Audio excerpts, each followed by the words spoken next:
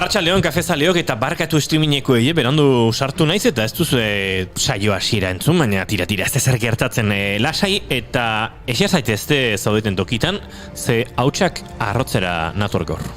Ai, beti baduzu zen mutilonek, Bai, neska, eta ni ostegunero bezala disfrutatzea etorri naiz oain, Ea, Inigo, zer egin nahi duzu? Gaur saioaren sarrera alderantziz egingo dugu. Badakizue, normalean gaurko eguneko albiste eta efemerideak aipatu eta gero, saioan landuko ditugun gaiak komentatzen ditugula. Gaur saioko edukikin hasiko gara.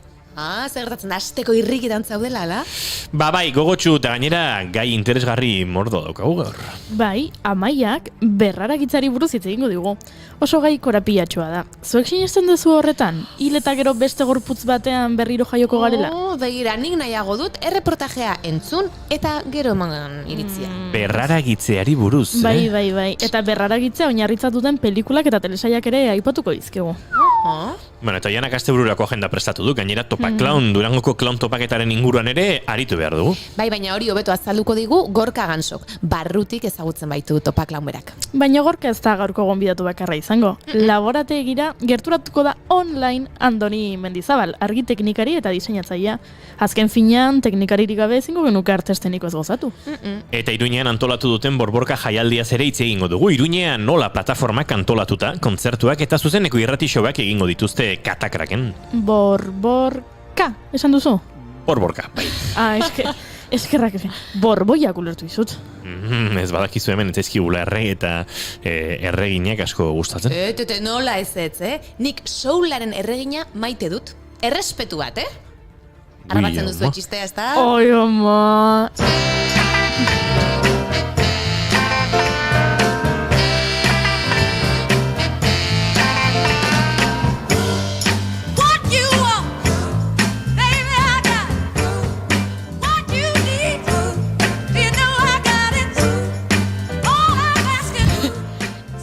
Gaurko egunez jaio zen Aretha Franklin, soularen erregina, gospel, soul eta R&B estiloa landu izan zituen, sekulako arrakasta lortuz.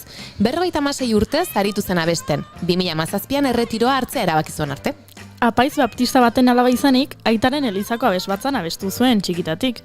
Elizan entzun zuen gospelak eragin handia izan zuen bere musikan. Agian horregatik bere letra askotan aipamen erlijiosoak egiten ditu.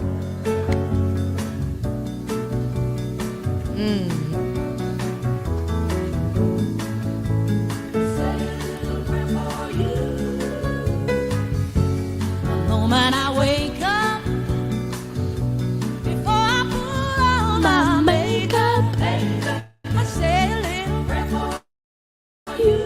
2018ko abuztuaren 16an bere pankretako minbiziaren ondorio ziltzen Detroiten bere azken kontzertua hilabete batzuk lehenago izan zen New Yorken Elton John abeslariak antolatutako iesaren aurkako ekitaldi batean.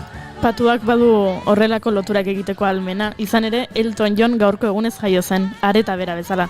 Reginald Kenneth Dwight izenarekin jaio zen, baina guk Elton John bezala ezagutzen dugu. Britainiar abeslari, piano jotzaile eta musikagilea da. 50 urte baino gehiagoko ibilbidearekin 30 estudioko diskotik gora kaleratu ditu.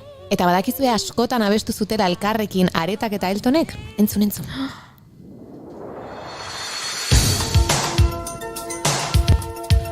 Uize, 80s. Oso?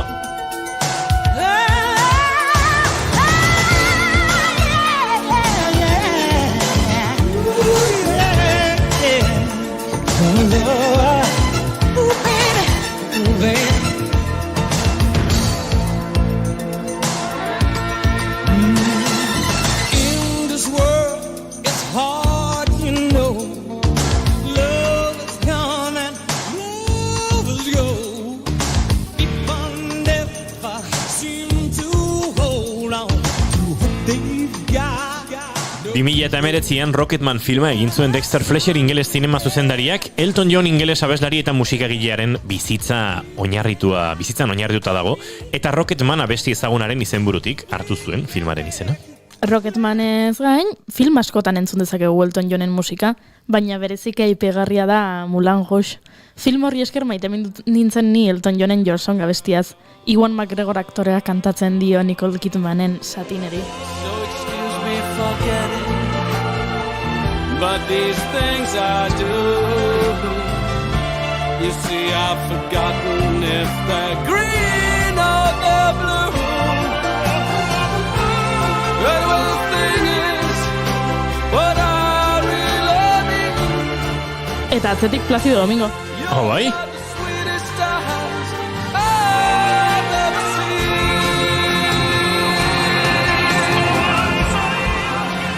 Ai, Moulin Rouge, ikustekoak izango ziren kabaretaren urrezko urteak. Artista eta intelektualak, bohemioak, ideiak partekatzen absenta eta dantza artean, Imagina dezagun itxibegiak. Paris, 19. mendearen amaiera, La Belle Époque, ezkerretara Toulouse-Lautrec, eskuinetara Maupassant eta parean. Parean, gure aurrean, Debussy pianoa jotzen.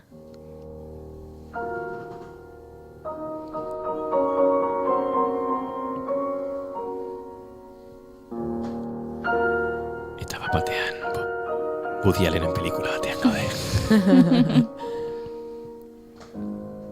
Gaurko egunez hil zen Claude Debussy, musikaria. Frantziako eta Europako musikaren berritzailea izan zen. Bere belaunaldiko teknika impresionistak eta simbolistak ezarri zituen musika sorkuntzan, eta adierazteko modu berri bat sortu zuen. Sentimentuen adierazpen askatasuna aldarrikatzen zuena. Urte asko eman zituen bere musika estiloa garatzen eta ia 40 urte zituen nazioarteko ospea lortu zuenean, amaitu zuen opera bakarrarekin, Peleas eta Mélisande, minbiziak jota hil zen Parisko bere etxean 55 urterekin.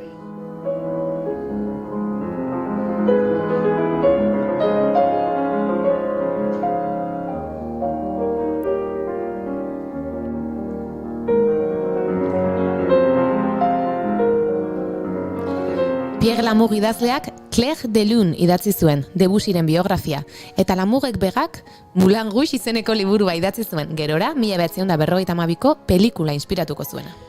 Maite dut, Moulin Rouge eta maite dut Debussy, baina doinu hauekin ezin dugu saioa, hasi ez? Elektrizitate pixka bat behar dugu. Ba, ez esan gehiago, badut aitzakea. Bai? Gaurko egunez jaio zen David González, bizkaitar musikaria eta berritxarrak taldeko baixu jolea, eta Moulin Rouge askorentzat katedral bat izan zen. Lotura bistan! Ta ikusi kanturik baduen, hor non baitezkutuan. Behatzak bihurritu, ean norbaitek aztua duen, akorde minoren bat. Ta min eman arte, zure falta izan, ez da musa hoberik.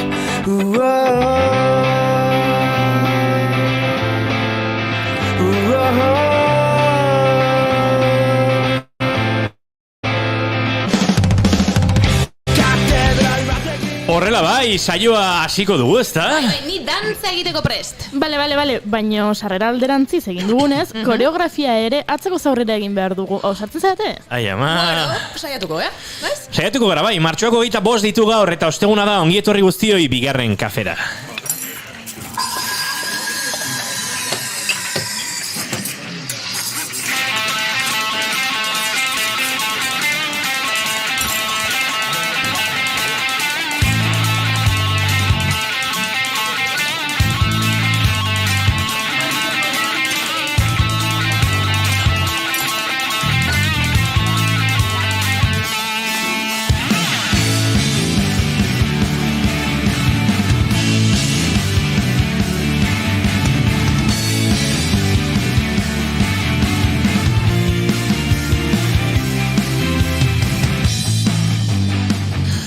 Zuekin gure izarra eta dantza irakasle beharko nukeena. Oiana Maritorenak enbe! Leon!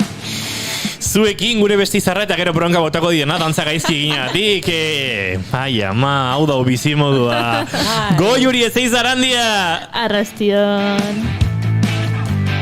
Eta hemen, zera musikaritzat bere burua duena eta gero tempoa zeharo galdu duena. Presa nuken saioa abiatzegatik. Bai. Inigo Asensio elurbide nauzue, gaur bigarren kafeak 169 ditu, martxoak 25 arratsaldeak 9 eta 10 minutu, eta guamentxe gara zuekin gozatzeko prest bigarren kafean plazer baduzue, ba ongi etorri gurera.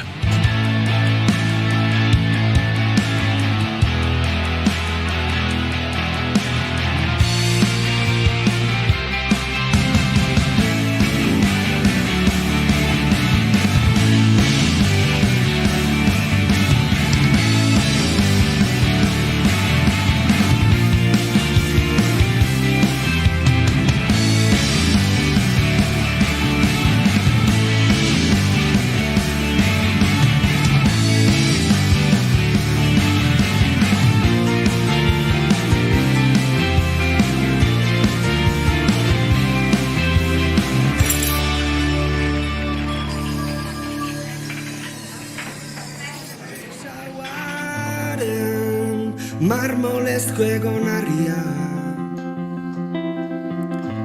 Ez dakitzu, baina niri berritxarrak behar pixka sartu zaite hortxe katedral bat entzuten ari ginela, eta poligrafo bakarra. Eguneko maskara aukeratzen. Distorsioari itxasita, barneko galderei, entzun gorre egiteko. Edoriek denak behingoz, kolpe bakarrez, erantzuteko.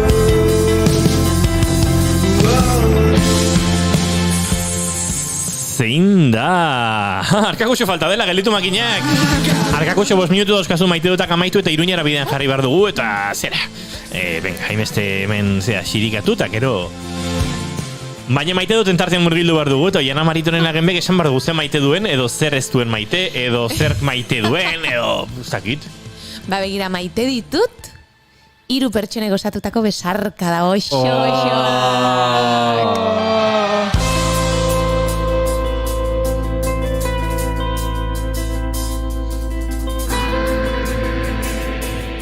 Eta zuko Juri zer maite duzu? Nik maite dut Mariano Rajoy. Uepa! Ta hori?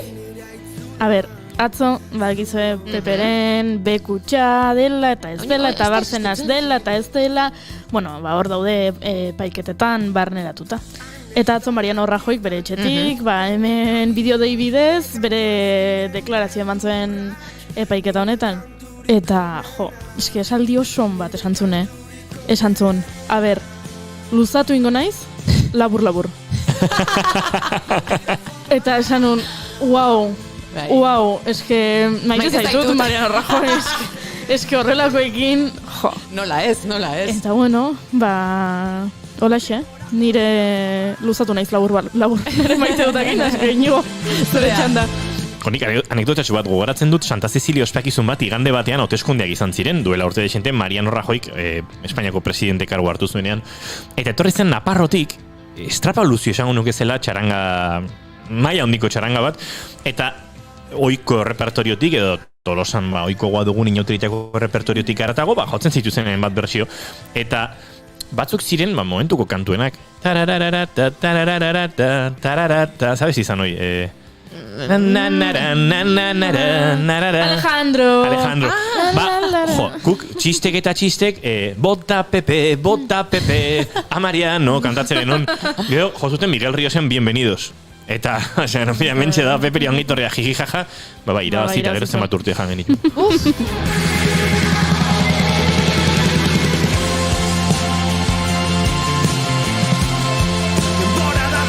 Baina nire maite duta da, aspaldiko lagunek idazten dizutenean goiz batean, esanez, aizu, Inigo, tira, eske bat dugu egitasmo bat eskuartean, eta, igual interesa dakizuek irratian, bueno, ez dakite, kompromisorik gabe, baina auta beste da ikustu duzu egitasmoa, ez ze ona, noski, venga, guazen, eta bat batean antolatzen duzu olako eduki eder bat, bigarren kaferako, segituan konektatuko duguna eurekin, ezagutzeko, borborka izena du egitasmoak, eta Iruña nola taldeak, ez da egite, elkarteak, taldeak, intxazalduko digu bere ardurunetako batek nola definitu beharko genuken, baina bagoaz segituan Iruñera bidean.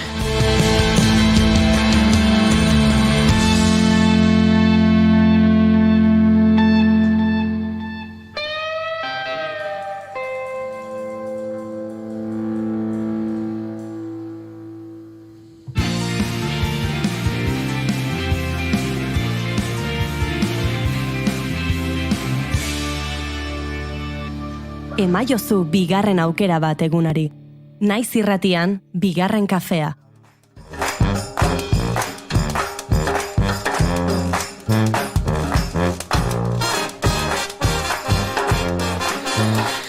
Eta kaleetan txaranga giro nahi patu balin badugu hauek ez dira txaranga bat, baina ize instrumentu orkesta zoragarria sortzen dute Broken Brothers Brass Bandek, eta kaleak alaitzen dituzte edo zituzten, ze garaiak ez dira honena kontarako, baina eurak ikusteko aukera izango da, eurak bakarrik ez, beste asko ere aipatu dugun borborka kontzertu eta irrati show harrigarrien, zuzeneko irrati show harrigarriekin osatutako, egitasmo honen bitartez aipatu dizuegu Iruñera bidean jarri bar genuela, eta bagara ia Iruñan, pentsa, imaginatu.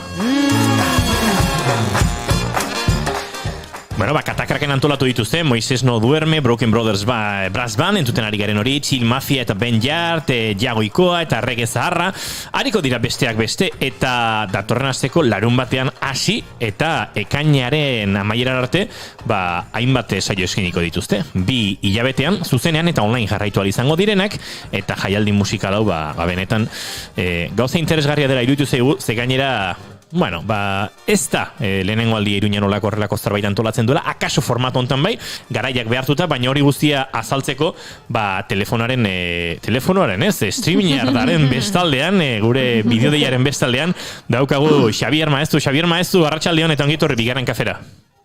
Arratsaldeon guztioi.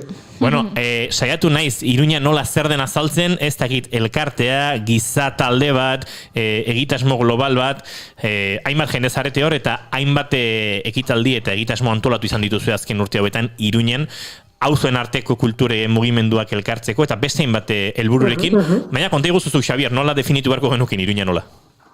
Kolektibo, giza.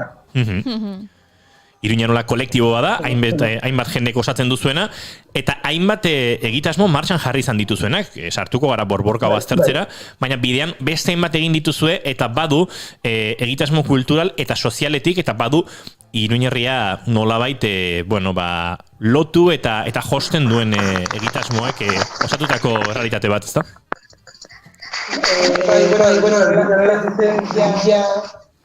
Bila gazteian, antolatzen jaialdi bat maiatzean, eta izan ere kale jaialdi bat, non egiten genuen desfile bat, edo pizkat New Orleansen antzeko musika eta estilarekin, bileko kaleetan zehar, ez?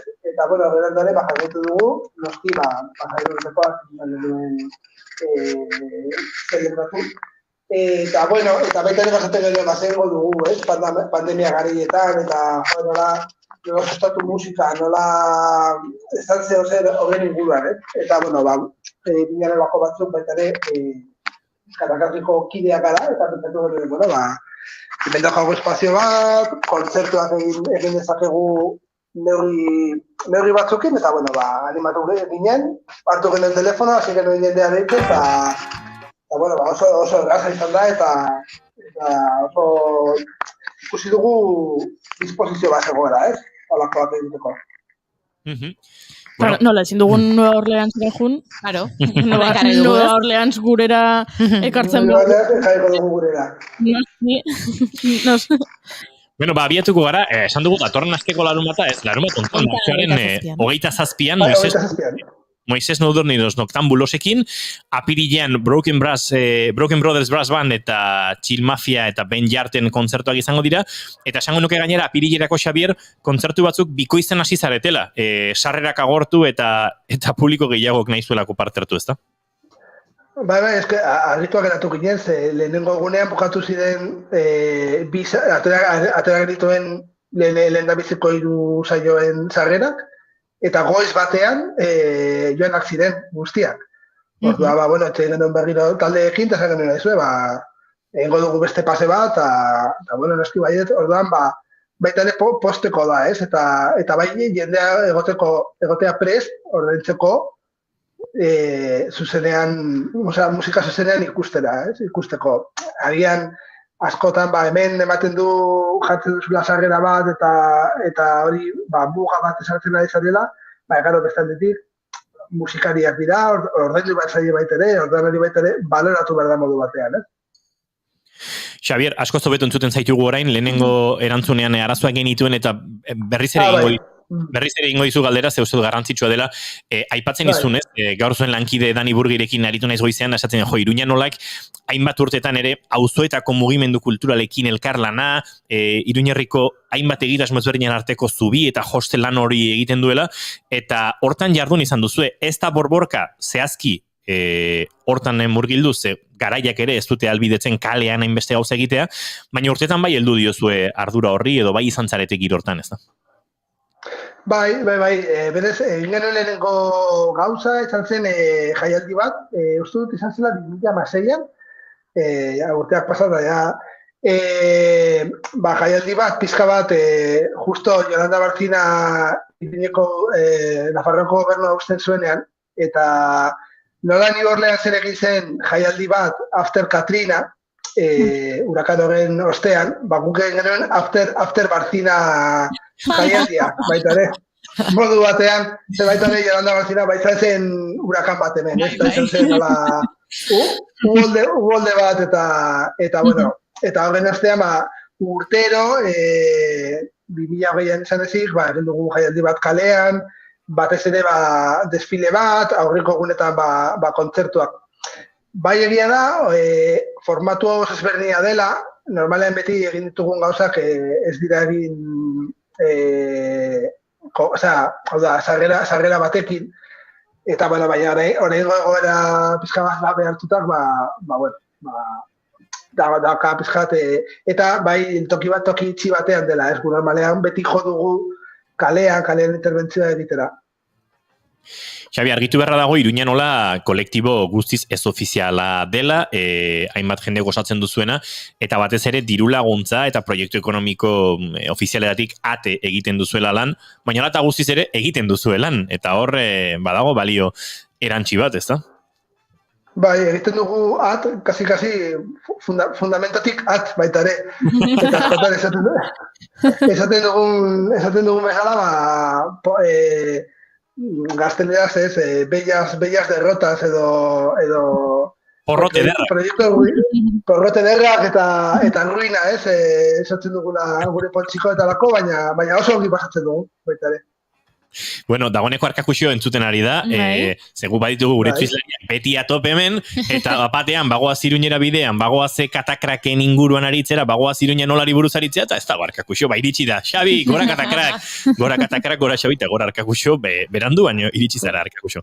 Bueno, Xabi, joango gara kontzertu, epeak hurbiltzen direnean, Broken Brotherseko jendearekin, eta beste hainbat jendearekin aritzen, baina, printzipioz, aipatu ditugu kontzertu guztiak, aipatu ditugu zuzeneko irratixo harrigarriak egongo direla, baina ez dugu esan non entzungai izango diren, eta non halko duen jendeak kontzertu sorta hau ere zuzenean online entzun eta ikusi. Bueno, esan beharra dago, printzipioz, zuzenean bakarrik katakraken izango dela. Hori bai, pizka bat, sarrera ordentzen jendearentzat, izateko pizkat esklusiboa. Hori bai, kontzertua bukatuta gero, editatuko dugu eta saretuko dugu.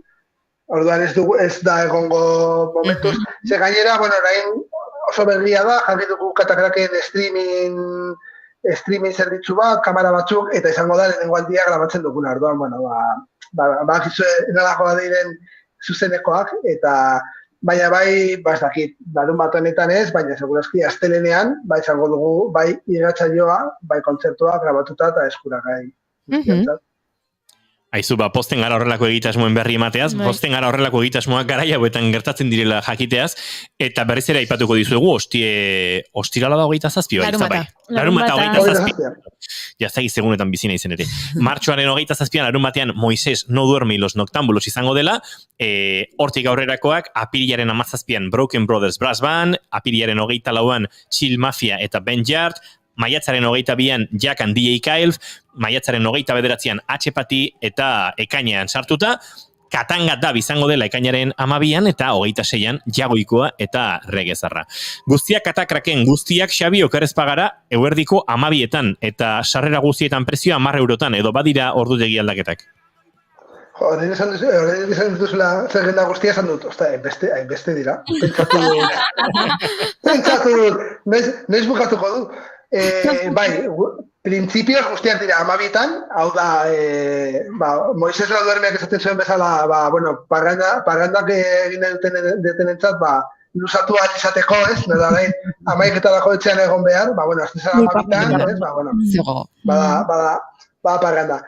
Baina, baita ere, behartutak irigara, jartzeko bigarren base bat, Chill Mafia eta Broken Brothersen kasuan, eta hori izango da arratsaldeko 7etan. Ez dakigu nola iritsiko dire, ze nahiko mozkorrak eta parrandera hori da, orduan, ze benaik baita ere parranda ingo dute, orduan, nola iristen diren. Ja. Edo ezagun kalitatea mantentzea, edo agian hobetzea.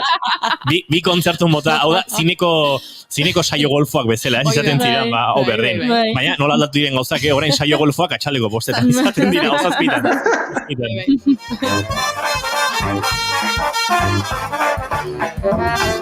Xabier Maeztu, azken galdera martxoako 27 larun bat hau, Moises no durmi los noctámbulos entzat, sarrerak geratzen dira oraindik?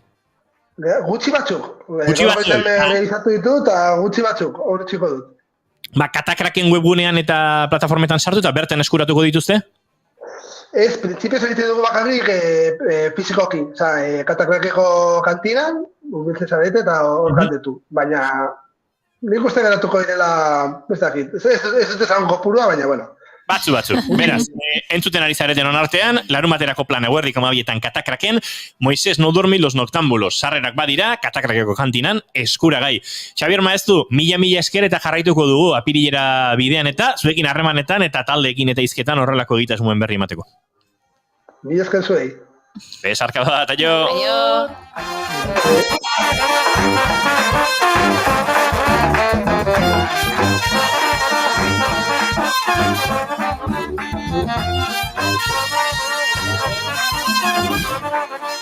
Zuek uste duzu apirilaren 17 Iruñera joateko aukera izango dugula? Badirudi Urkulluk biharko deialdi egin duela labiko bilera berri bat dagoen, aste santurako, neurriak, zorrozteko, así que inigo... Nik uste 17ko oraindik. Plan hona da, eguerriko amabitan. Baina ze baikorra zean. Broken Brothers Brass Banden kontzertua. Gero Marianito batzuk. Gero improvisazioa. Atxaleko 7 berriro kontzertua. Sandwich Marianito dori. Perfecto. Eta ogitarteko izatzen Broken Brothers Brass Band. Ikuskizun ikaragarria Broken Brothersekin kaletik olako kale gira dituko diogu bat egitea. Zoragarriak dira, ze kaletik zoaz, baino ikaragarrizko maila musikalarekin, ikaragarrizko sonidoarekin, maravilla bat.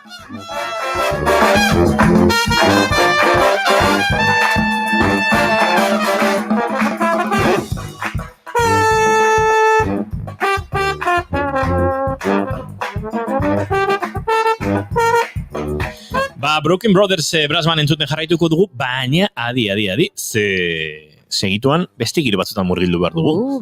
Eta ez dirain bixiak izango. Bueno. La reencarnación. La reencarnación.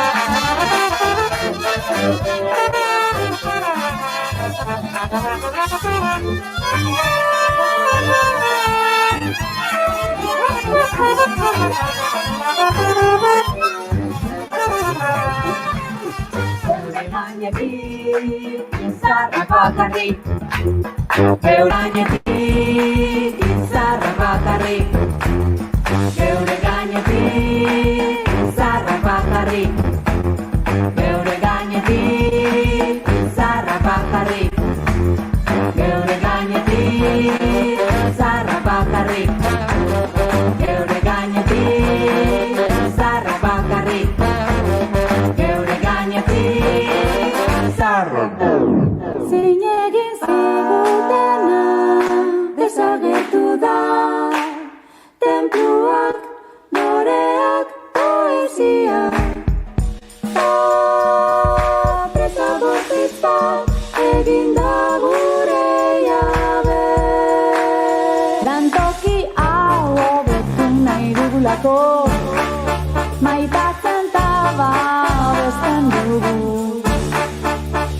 Gehien atzegin duguna hau da, beste langileek eurena atzegin duten bezala.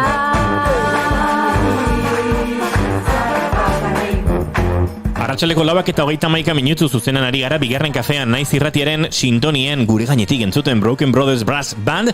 Hain zuzen ere, hortxe aipatu dizugelako, egun hauetan Iruñen gertatzekoa den egitasmo zoragarri hori, baina borborka alde batera utzi behar dugu eta beste giro batzutan murgildu beharra daukagu.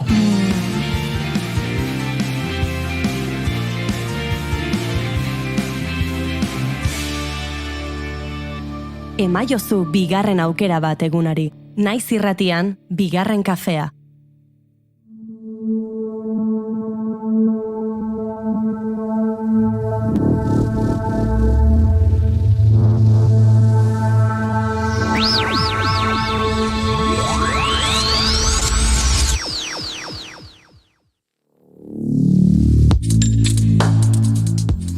Amaia, zer da, hau?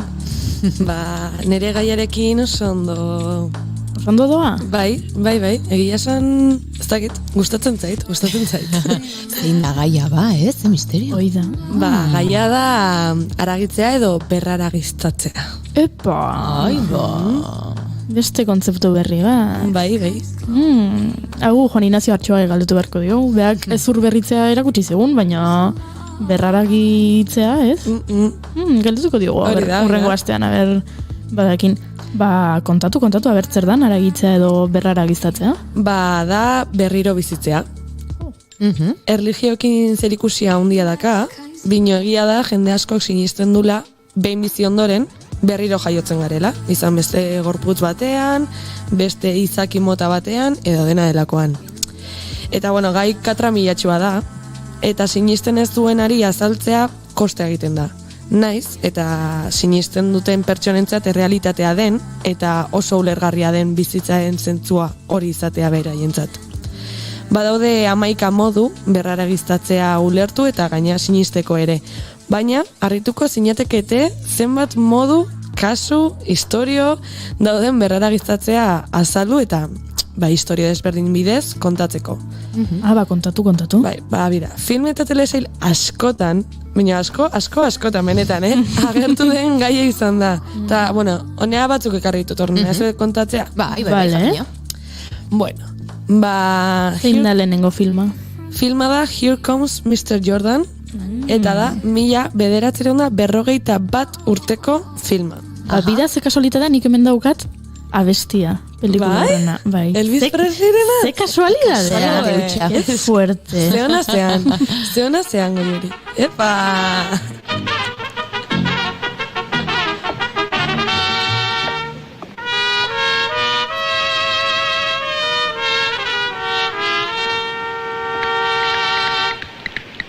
Baina, hau Elvis da? Bai. Mariachi batzukin, abesten. Eta, bueno, ze kontatzen dute ba, Here Comes Mr. Jordan pelikulan. Ba, film honek Joe Pentonen bizitza berriro, kontatzen du. Joe boxeatzailea da, eta hegazkinak pilotatzea asko gustuko du. Bere hurrengo borrokaldiera bidean, hegazkin istripu bat dauka, eta hilik zegoelakoan, 7.013 aingeruak bere arima salbatzen du. Wow. Jouren agenteak gorpua erraustea erabakitzen du. Baina, Mr. Jordan aingeru nagusiak Jouri hiltzeko 50 urte falta zaizkiola adierazten du. Beraz, beste gorputz bat aukeratzen dute eta berraragiztatu egiten da. Lehenengo aldiz. Zegero pelikulan zehar, gehiagotan. Behin baino gehiagotan, gorputz aldaketak egiten ditu. Gaina oso modu garraroan. Bai, kuriosoa da. Baina berak aukeratzen du ze gorputzetan, edo aingerok erabakitzen dute? Lehenengoan bintzat, bai. Berak aukeratua. Bai, bueno, erdibidean dago. Aingeruek ematen dizkiote aukera batzuk, eta gero berak erabakitzen du. Eta hasieran ez zaigu gustatzen, eta gero bai, eta bueno. Ui, nahi okurritzen zaizkitola gorputz batzuk esango nukena, begani berriz jaioko banitzake. Hoixe izango nintzake. Gorputza aukeratuko nuke. Aizu, ba, puntatuta. Bai. Klasiko bat. Bai. Eta, bueno, bigarrena ere, ez dago denboran lehenengo pelikulatik urruti, eta hau da The Three Lives of Thomasina. Oi, Thomasina, ze izen polilla. Bai, bine da, katu baten izena. Bai, katua. Ba, film honetan, Andrew McDuy eta bere alaba Mary, Eskozian bizi dira, eta Thomasina izeneko katua dakate. Aita alarguna da eta nahiko pertsona hotza. Albaitaria da, ofizioz, baina animalia baliagarriak. Hau da, zeo zertako balio dutenak gustatzen zaizkio bakarrik. Etxe animaliak ez. Gustatzen zaizkio bai idiak, astoak laniteko, itxu txakurrak, gidatzeko itxuak dien pertsonak, eta holakoak. Eta gau batean Tomasinak istripu bat dauka, eta hurrengo egunean Merik aurkitzen duenean, bere aitaren era eramaten du, senda dezan. Baina aitak ikusten du ez dagoela zer eginik, eta bueno, ez duela ere esfortzu handirik egingo, eta alabak aitari errua botatzen dio, eta ez dio barkatzen. Katua sakrifikatu egiten dute, eta katu limbo batean azaltzen da. Hor daude beste katu asko, nahiko siamesak dira, eta bueno, limbo nahiko arraro bat dago, existitzen da hor. Nere amonaren etxea. Adibidez. Katu asko daude. Begira, hori izango litzake gaur egungo limboa. Eta bertara joaten da, baina katuek 7 bizitza dituzte, hemen estatu batutan 9. Orduan pelikulan 9 dira. Ez que ze kapitalista dian, denak gehiago. Eta orduan esaten dute ez, katu honek ez ditu 7 edo 9 bizitzak agortu. Beraz, venga, bueltatu zeite berriro, eta koma moduan bueltatzen da, eta pelikulak aurrera egiten du, eta hor dago historia bat, zela gogoratzen, eta bar. Orduan, hemen ere, katua berraragiztatu egiten da bere gorputz propioan. Eta Tomasina bestia entzuten ari gara.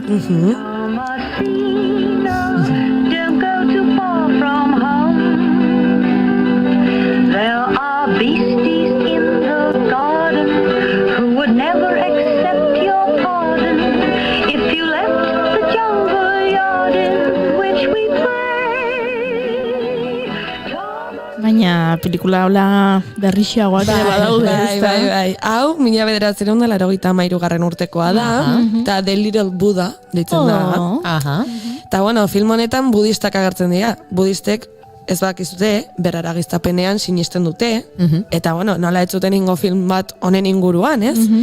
Eta bueno, film honek kontatzen digu, zendutako Lama Dorjeren berraragiztapenearen bila ari direla, hau da, badakite berraragiztatu dela. Orduan nahi dira, berraragiztapen horren bila. Ziarelen. Eta Lama Norbu, eta bere laguntzaileak dira, bilaketa hau egiten ari direnak. Jesse izeneko mutiko bat, bizi da mendixka batean, Txampa monjeak, dela beste pertsonaje bat, Lama Dorjeren dela zendutako lama, berraragiztapenarekin amesten du, eta hortan, ametxorretan agertzen da mendixka bat. Eta da, Jesse mutikoa bizi den mendixka bera. Orduan, ziur daude, Jesse dela lamaren berraragiztapena, eta dena azaltzen saiatzen dira, bai umeari, bai gurasoei, eta bueno, pixka bat xok.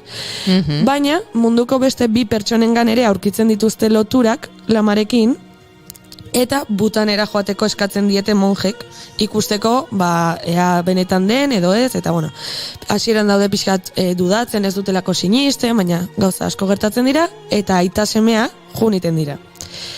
Beste 2 hautagaiak ezagutzen dituzte, diela Raiu eta Gipta, eta proba askoren ondoren, bakoitza, 2 hautagaietako bakoitza, Lama Dorjeren zati bat dela deskubritzen dute. Jesse mutikoa, Ziareleko mutikoa adimena da, Raiu gorputza, eta Gipta hitza eta espiritua. Beraz, hemen dakagu berraragiztapen, 3koitza. Bai. Hori enun nik sekulantzun, uste? Zeon badago, gazte katalan bat, Albert Casals izena du, eta gurpildu naulkian ibiltzen da, eta 16 urte zituela uste du, 16-17, erabakizun munduan zehar bideiatu nahi zuela. Beak bakarrik, bere gurpildun naulkiarekin, horrek dakartzen zailtasunekin. Eta abiatu zen, eta gero liburu bat idatzi zuen bere bidaiaren inguruan, eta kontatzezun, Nepalen edo izango zen, beak gainera bidaiatzeaz gain, bere aulkiarekin eta bere gaztetasunean, diruri gabe bidaiatu zuen. Eta orduan, leku askotan, beak, aurpegi pixkatekin, zatezen nahizu, nik hemen loiteko baukazu ohe bat edo, eta jendari eskatzen zion, xoxi gastatu gabe, loiteko aberlekun bat bazaukaten. Eta juntzan Nepalea budisten gana, monastegi batea, eta han eskatuzun, egun bat, gau bat pasatzeko mesedez, utziko zeniaket eta, noski, bida, hemen daukagu logela bat, eta gutxik dago, ze hemengo monjea guain dela gutxi hilda. Baino ez dakigu giltza zein den logela ontakoa. Eta orduan eman ziotela, Giltza sorta bat. Giltza sorta bat, ez izan da giltzakin, eta bueno, gu lanpetuta gabiltz, baina zu lanpetuta meditatzen, eta tori hemen giltza sorta, eta bueno, jun probatzen, eta irikitzen dezunean, listo, eta itzuli giltzak gurita. Bale, hartuzun, eta santuz, venga hauxe bea. Eta irikintzun lehenengoan. Wow. Lehenengoan, eta ordun monje guztik uste zuten, karo, aurreko hildakoaren berrara giztapena zela Albert Casals. Eta gero, geatu zelahan, karo, esan zioten, azuk hemen geatu behar dezu. Beha zea, gure laguna zea, eta beha zea, eta angeatu zala, ez gau bat, baina denboa deixente geatu zanan. Joño. Bai. Es curioso, ¿ves? Ez da fikziora joan behar. Ez. Bai. Ba hori da de Little Buddha filmaren historioa. Eta, baina ez dira denak filmak. Ze oain dakartena barkatu da The 100 telesaia. 2014koa, hau berria. Eta, bueno, telesail honen historioa oso luzea da, eta, bueno, gauza asko gertatzen dira, lantzen dituzte, eta, bueno, dago testu inguru postako apokaliptiko batean. Eta, bueno, 6. denboraldian bereziki, aurretik komandantearen paperarekin ala nola ikusi eta sumatu genuen ikusi degunok, baina, 6. temporadan bereziki berrara giztapena azaltzen da modu oso esplizituan. Azubazenekin ikusi horretik? Sumatzen bueno, beste pertsonaje batzuk ere egiten dute olako, ezakit nola esan, descendentzia ez naturala, eta bueno, oso gauza arraroak ez, bueno, bereziak. Eta, 6. denboraldian, bai dela oso esplizitua, eta bueno, kontua da, gizartea planeta berri batera iristen dela, 5 denboralitan pasadena eta gero, Osea, esan nahi, ez dela hola azten, baina, bueno, gizartea planeta berri batera iristen da, eta bertan beste gizarte bat topatzen dute. Originals familiak dira gizarte honetako buruzagiak. Eta Originals familiek belaunaldi gizartea bideratzen dute, behaiek diagintea, eta behaiek mantentzen dute ordena. Baina nola? Esan nahi, Originals familiak, behin bai, bino, bueno. Daukaten gorputza gaixotzen bada, hiltzen badira, odena delakoa, beraien izaera, beraien pertsona, arima edo dena delakoa, aldatzen dute txip baten bitartez. Badaukate txip bat, gordetzen dute hor beraien informazioa, eta herritarren baten gorputza hartzen dute, eta erabiltzen dute, behaien berraragiztatzea egiteko. Eta hau da, kasu honetan da, berraragiztatze teknologikoa. Ui, negazionistan bat entzuten balin badao. Txipa! Sango bai ama, txertoa, txipa! Izango den berraragiztatzea. Ez, hau fikzioa da, beraz lasai egon, eta ustez, oraindik horrelakorik ezin da egin. Baina, telesail honetan egiten dute. Baina, bueno, berriago bat ekarri dut. Ze moderna zean. Bai. Hau da film bat oso famatua egintzan, 2017 urtean, Get Out deitzen da, erderaz da Déjame salir, eta, bueno, historia hau nahiko potentea da, beraz, pixka bat kontatuko diziet lasaiago. Oso ona da, Bai, oso ona. Film honek kontatzen du Chris Washingtonen historioa. Eta Chris argazkilari beltza da, eta asteburu pasa joan da Rose Armitage dela bere bikote zuria, bere gurasoak ezagutzera. Eta joango dira behaien etxera. Asteburu pasa, eta bueno, testu ingurua da arrazakeria oso bortitza dagon gizarte bat, eta bueno, pixka bat gaur egungo gizarteari ere kritika moduan. Baina, bueno, hau fikzioa da ere, lasai egon. Eta, bueno, Chris oso urduri dago, zebea beltza izan da, ea nola reakzionatuko duten bere gurasoek, eta bueno, baina Rosek asko lasaitzen du. Beraz, gurasoen etxea iristen dira, baina Chrisek hainbat jokabide arraro sumatzen ditu bertakoengan, bai familiarengan, baina batez ere beltzak diren etxezain eta lorezainengan. Biak beltzak dira, eta ere oso jokabide arraroak dituzte, baina ez die gehiagizko garrantzirik ematen, gurduritasuna, eta... Baina, bueno, asteburu horretan, festa bilera antzeko bat antolatzen dute Armitagetarrek, eta dirudun pertsona txuri asko agertzen dira. Eta Chrisek berriro ere jarrera oso arraroak ikusten ditu, begiratzen diote olako miresmen puntu batekin, gero ere bere ezaugarri fisikoak asko nabarmentzen dituzte. Beso aukitzen diote eta bueno, izango kirol egiten duzun. Hori da. Eta, bueno, oso deseroso dago Chris, baina, batean ikusten du badagoela beste gazte beltz bat, Logan. Eta emakume zahar batekin dago ezkonduta. Bueno, besterik gabe, horrela gelditzen da, baina, bueno, Chris argazkilaria da, eta argazkiak ateratzen ari da bileran eta festan, eta halako batean nahi dio atera argazki bat Logani, eta flasha ateratzen. Logan dala beste gazte beltza. Beste gazte beltza, emakume zaharrakin ezkonduta dagona. Eta flasharekin agertzen da. Batean Logan zurbil jartzen da, eta egiten dio karraxi. Ies egintzazu hemendik, joan zaitez, korri, literal. Eta Chris oso harrituta gelditzen da, baina, bueno, esaten diote epilepsia daukala, eta, bueno, horrelako eskusaren bat jartzen diote, eta asteburua pasala, Chris gehoz eta desorosoago dago, eta Rosie esaten dio, mesedez, guazen hemendik. Gauza jasotzen ari direla, Rosen gauzen artean, mutil beltz, pertsona beltz askorekin argazkiak ikusten ditu. Eta gelditzen da pixka harrituta. Baina, ikusten du argazki horietan daudela Logan dela emakume zaharrarekin ezkondutako gazte hori, Walter dela lorezaina, eta Georgina dela etxezaina. Orduan gelditzen da pixka bat, eta ies egiten saiatzen da, baina familiak eta Rosek ere ez diote uzten. Konorterik gabe uzten dute, eta esnatzen denean, ikusten du pantaila bat, eta pantaila horretan dago Rosen aitona zena. Etxoin, spoilerazo egingo dugu. Bai, noski.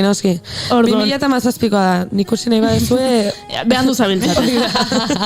Baina zo jakin dezazuen, baina arte bastante kontatu izeu, baina hau gertatzaren arrazoia zugu kontatu, baina kontatu egingo dugu. Orduan, hori da. Ez baduzue jakin nahi, behatzak belarrira. Gutxi gelditzen da, beraz, berroi segundutan berriro voltatu. Baina jarraitu hemen, gurekin. Hori, eta hau dena gertzen da, konorterik gabe gelditzen da, esnatzen da, eta dago sala batean, lotuta, eta ikusten du telebista bat. Eta pantaila horretan dago Rosen aitona. Eta bideo bat da, eta bideo horrek dena azaltzen du. Kontua da, spoiler! Spoiler! Jo, sarreran jarri du berri txarrak, hemen jarri berri bat, Bueno, hori. Kontua da, beraiek egiten dutena da, beraien burmuinak atera, eta transplantatu beste gorputz batzuetara. Eta gorputz horiek dira, izan dienek Georgina, Walter, leheno azaldu ditugun, pertsona beltz, protagonista beltzak. Eta orduan, gorputz horien ezaugarriak hartzen dituzten oski, baina beraiek dira burmuina, beraiek dira arima, eta orduan beraiek iezkorrak bihurtzen dira. Eta hau da, beste berraragiztatze modu bat pelikuletan agertu da. Eta erabiltzen dute alaba, Rose, eta Rose maite mintzen da. Eta beti mutilola katxarroa. Mutil eta neska ere. Eta neska eta denak, eta gero etxera ematen ditu, bida ezagutu nire gurasoak ze jatorrak dian, akatu egingo zaituzte. Gainera, bilera moduko hori izan, pixka bat subasta moduan. Enkantea. Subasta, baina, bueno, jendeak ikusten dezan, eta ze ondo, eta, bueno, horra gertzen da gizon bat, gauza asko gertatzen dira. Gauza asko gertatzen dira. Baina, benetan, pelikula hau oso ona da, eta gomendagarria oso. Oso ona da, eta bali bazate, ni bezala pixkatola beldurrezko pelikulei ez esaten diezunak, pelikula hontan badaude hola humorezko puntu batzuk, ze Chrisek badauka lagun bat, polizia dena, eta telefono hitz egin dute asteburuan zehar, ze bere lagunak baita beltzan denak, esate jo, aizu, zoaz zure neskaren etxera, bere guraso zuria, Jon Amonak, dirutza dago etxe hontan, nahi jun kontatzen, WhatsApp bidez, ze gertatzen den, eta berze bizi modu den, ze hauztanik ezagutzen dudana. Eta orduan badauzka momentu txoak. Bai, egia esan denetik daka pelikula honek, eta batez ere kritika ere, arrazakeriari, eta bueno, oso interesgarria da, beraz, bueno, ez diot, Marsoli lanak endu nahi, baina, bueno. Baina gomendagarria da. Oso gomendagarria. Baina, bueno, a ber, hauetan guztietan ikus daiteke ze modu desberdinetan uler daitekeen berreragistatzea eta nola aldatu den urteetan zehar, ez? 60 zenbat urtetikan gaur egungo pelikula batera arte ere berreragistatzea azaldu da, modu oso desberdinetan. Baina, bueno, badaude gehiago, adibidez Friends telesailean Phoebek baditu berreragitze historio batzuk. Bai, gerran erizaina izan dakoa. Bai, besoa galtzen du. Gero, Beloved filman Oprah Winfrey ateatzen dena. Ere oso famatua da film hau, eta ere berreragistatzea azaltzen da. El Internado telesail espainiarren ere agertzen da. El Internado zarra edo el Internado... Zarra, orain da El Internado en las Cumbres. En las Cumbres. Claro, nik orain goeku zinean etxe Candido Uranga eta Joseba Usabiaga agertzen dira, eta... Ez ikusi guain dik, baina... Ba ez, aurrekoan. Bina, bueno, fikziotikak ere ikusi eta entzun izan ditugu kasuak. Ui, hemen dator. Mamia hemen dago. Bai, pertsona askok adierazi dute, urteetan zehar, beraragizapena direla beraiek. Hau da, hau ez da nire lehenengo bizitza, ni aurretik bizi naiz, edo da, bueno, ere oso ondo ulertu gabe, beste bizitza bat deskribatu ahal izan dute, edo, bueno, olako... kasu de xente daude, interneten baditu zute pila bat, baina, bueno, nik honea batzuk ekarri dizkizuet. A ber, ze irutze zaizkizuen, eta, bueno, gero nahi badezu itzingo dugu. Gus Ortegaren kasuan, beak dio bere aitonaren berraragiztapena dela. Gusek, etzun inoiz bere aitona ezagutu, bera jaio aurretik hiltzelako bere aitona, baina 18 hilabete zituela Gusek, bere aitonaren ohikoitzak esaten hasi zen, hau da, hitz egiten hasi zenian, umea, hasi zen esaten aitonak, hoi da. Eta aitonaren inguruan ezer gutxi zekien, bino, adierazizun, denda bat izan zuela eta gero saldu egin zuela bere aitonak, berari inork hori esan gabe. Eta oraindik oso gazte zelarik, bere aitaren gana hurbildu, eta hauxe esan zion. Nik zure adinarekin pardelak aldatzen dizkizun. Wow, eta aitak susto bikoitza. Bat, nere umean nere aita da, eta bi lanen jarri behar nau. Bai. Baina, bueno, alde ere, harrigarriena, argazki batekin gertatu zen. Aitonaren argazki bat, zahar bat erakutsi zioten, eta segituan ezagutu zuen aitonaren aurpegia. Baina gainera, esan zuen, ara, oini naiz, Ai, ama. Imagina hori ontzuten dezunean, Korrika, hasta kinoa. Guseko esan zuen. Egia esan hori da bere historia labur bilduta, klaro, baina bueno. Aizu, haupa Gus. Haupa, bai. Makina. Bina, bueno, Ian Herdon ere, bere kasua ere, bere aitonaren berraragiztapena da. Eta 6 urte zituela, Ianek, tiroz hiltzen polizia bat zela, esaten zuen. Ianek esaten zuen, ni naiz hilako polizia bat, tiroz hildako polizia bat. Eta gau hartan, hau da, tiroz hiltzuten gau hartako oroitzapenak zituen. Denda batean sartu, eta tiroz erailtzuten polizia hau. Bueno, kasua da, polizia bere aitona zela. Bueno, bere amak flipatu intzun, bino, bueno, gainera, Ianek, aurrak, bihotzeko gaixotasun bat daka, birika arterian arazo bat daukalako. bere aitona, polizia zuen tiroak birika arteria lehertu zion. Oiana da bil... Bai, aulkian mugitzen. Bai, osea, nahiko Potentea da. Kasualidadea ez, hori bakoitzaren... Bale. Baina, bueno, hala ere, oroitzapenek garrantzia handia dute kasu honetan. Izan ere, bere amak, ipurdiko bat jotzeko mehatxu egin zion behin, bihurria izan da, eta ianek horrela erantzun zion. Txikia zinenean eta ni zure aitan nintzenean, zu oso bihurria zinen, eta nik ez nizun inoiz ipurdikorik eman. Wow. Ui, erabili barret nik hau. Zigorretatik libratzeko. Hombre, seguro, igual aurrerago bai, baina momentu horretan ez ezu ipurdirik jasoko, ipurdikorik jasoko momentuan, ez. Bai. Bai, hau zen Ianen historioa ere. Eta, orain, Cameron McCauley, 6 urte zituen ere, eta marraztea asko gustatzen zitzaion. Behin, badia ondoan zegoen etxe bat marraztu zuen, eta bere lehengo etxea zela ziurtatzen zuen. Bere lehengo amarekin bertan bizi zela. Eta une oro hitz egiten zuen bere aurreko bizitzaz, bere oroitzapenez, gaina oroitzapenako sozeatzak eta xehetasun askorekin kontatzen zituen, eta bere lehengo aitaren izena ere oroitzen zuen. Egun batean, etxe horretara joatea erabaki zuten familiak, eta Cameronek asko sentitu zuen etxe horretan. Batez ere pena, bertan, etxegolako bere lehengo ama, bertan berekin bizi zen bere ama.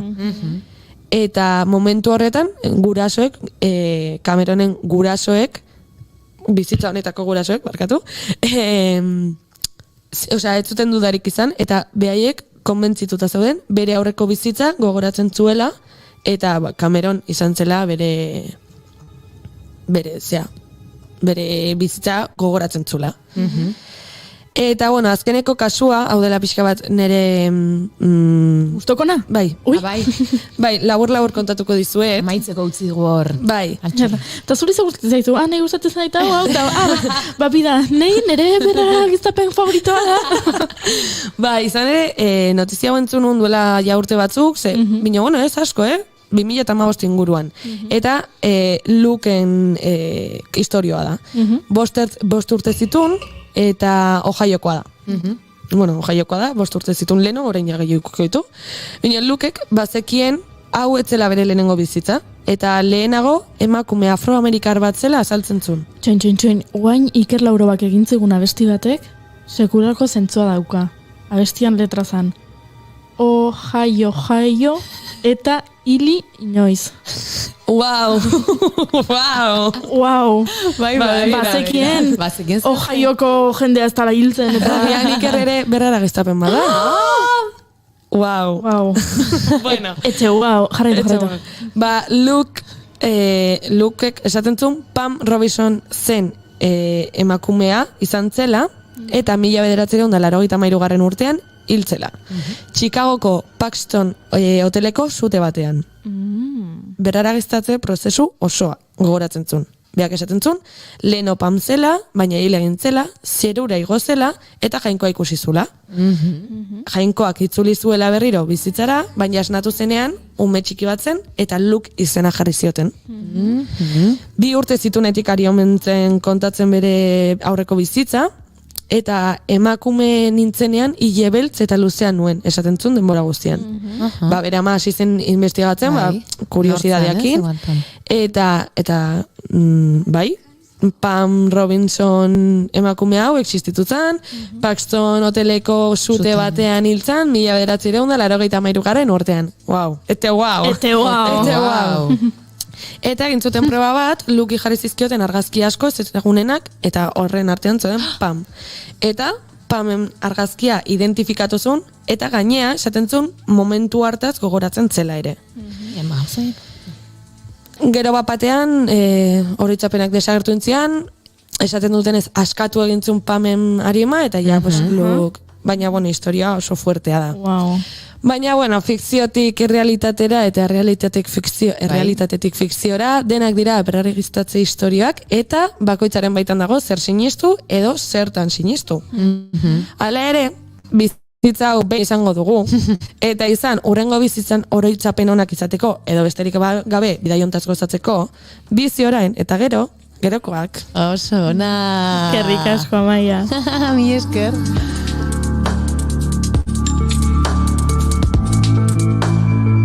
I need to find somebody.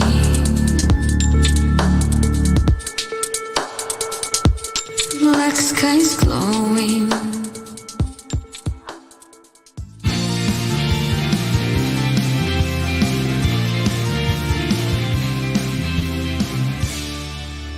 Kid Calm and Bigarren Kafea.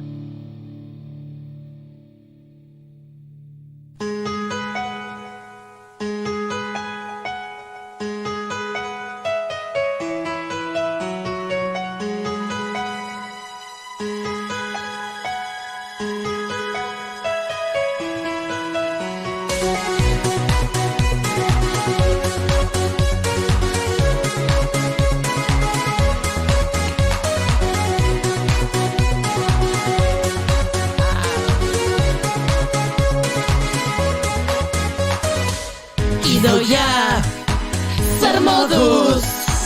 Gaur berriz zalazuta zoroituz badator udara.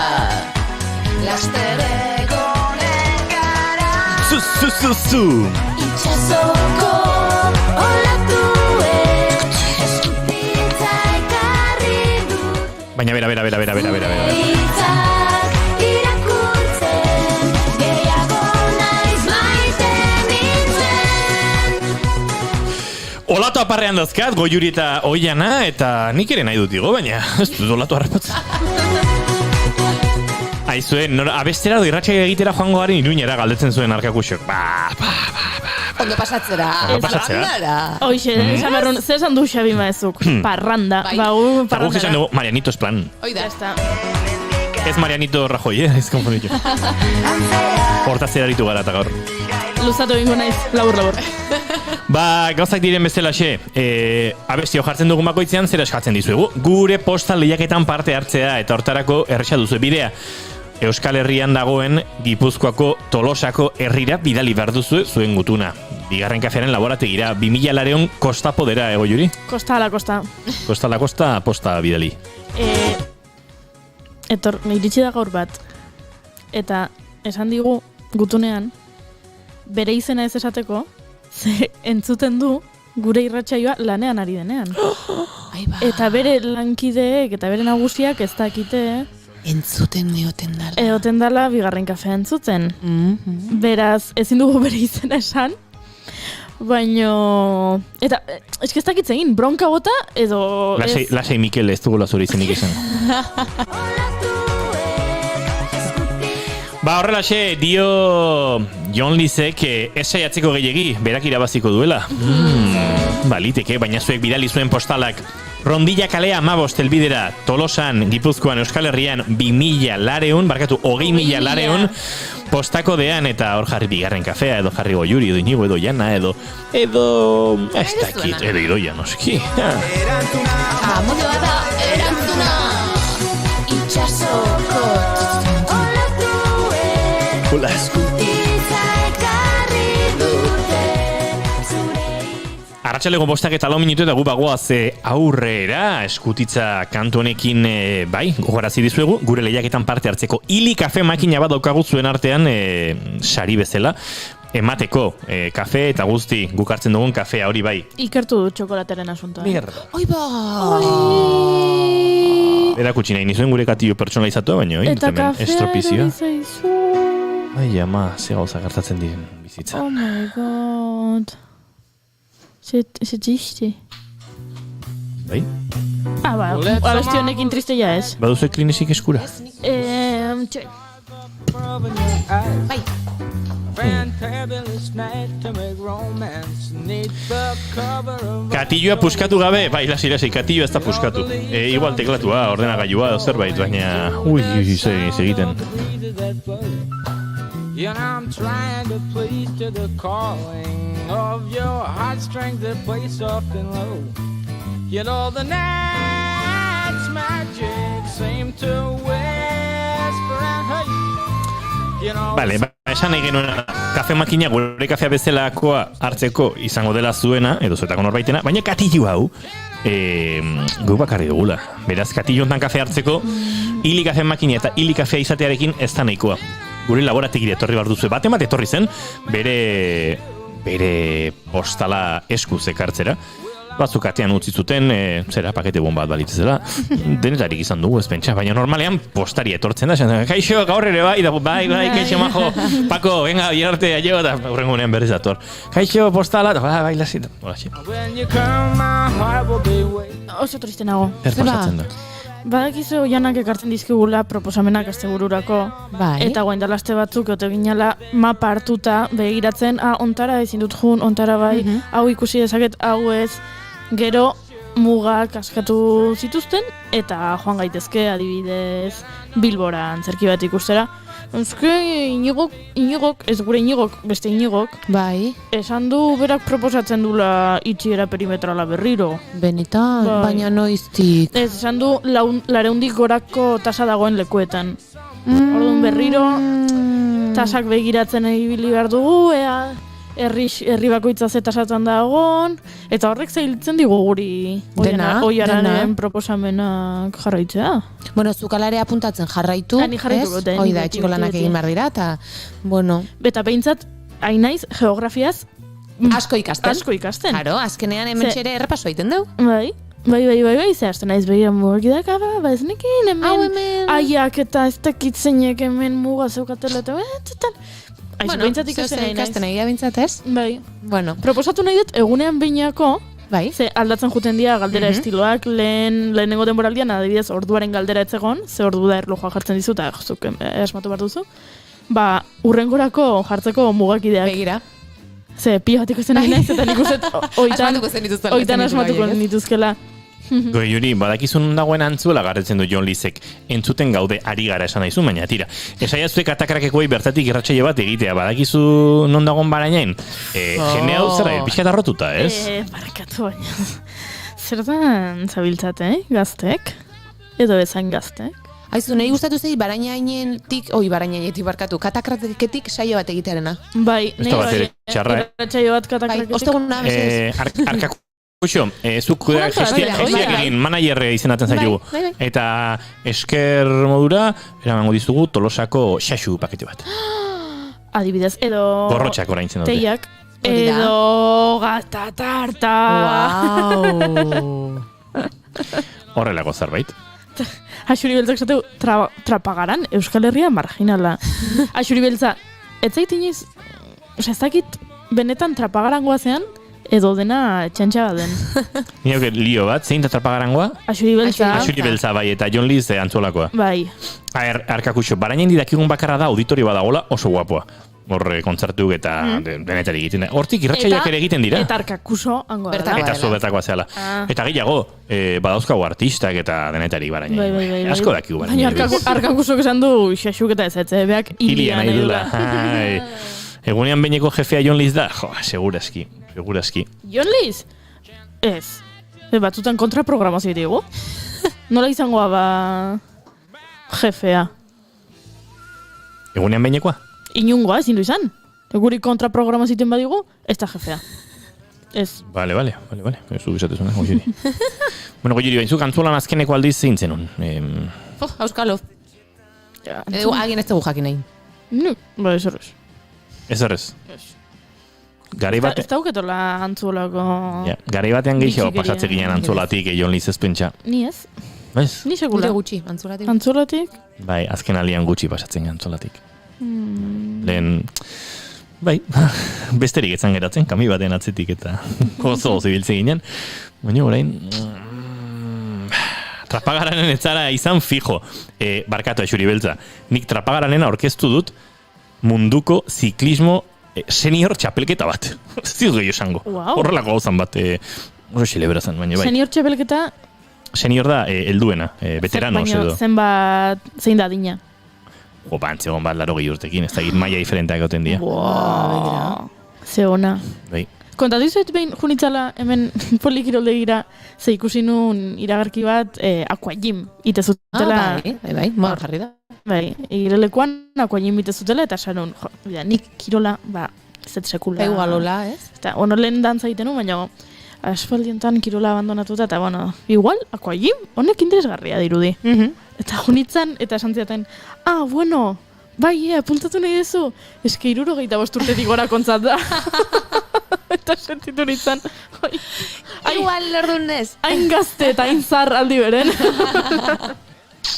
Gertatzen da batzutan. Bai. Bueno, bamen ari garagu herrien inguruan gora eta bera, baina, berzi diote mendi, bizitzan behin oixe, axuri beltzak, ez, besten baten egon nintzen, kiston pillar ez pentsa, bizitza oso azte pasa trapagaren dik gora eta bera, baina bueno. Epa, Jonlizek esateu taza bila etorriko dela, ez ditugulako merezi. Ez, ja taza gure da dia, Tantarrita. Seguru larboledan baietz da, zeatik. Haini udaleko.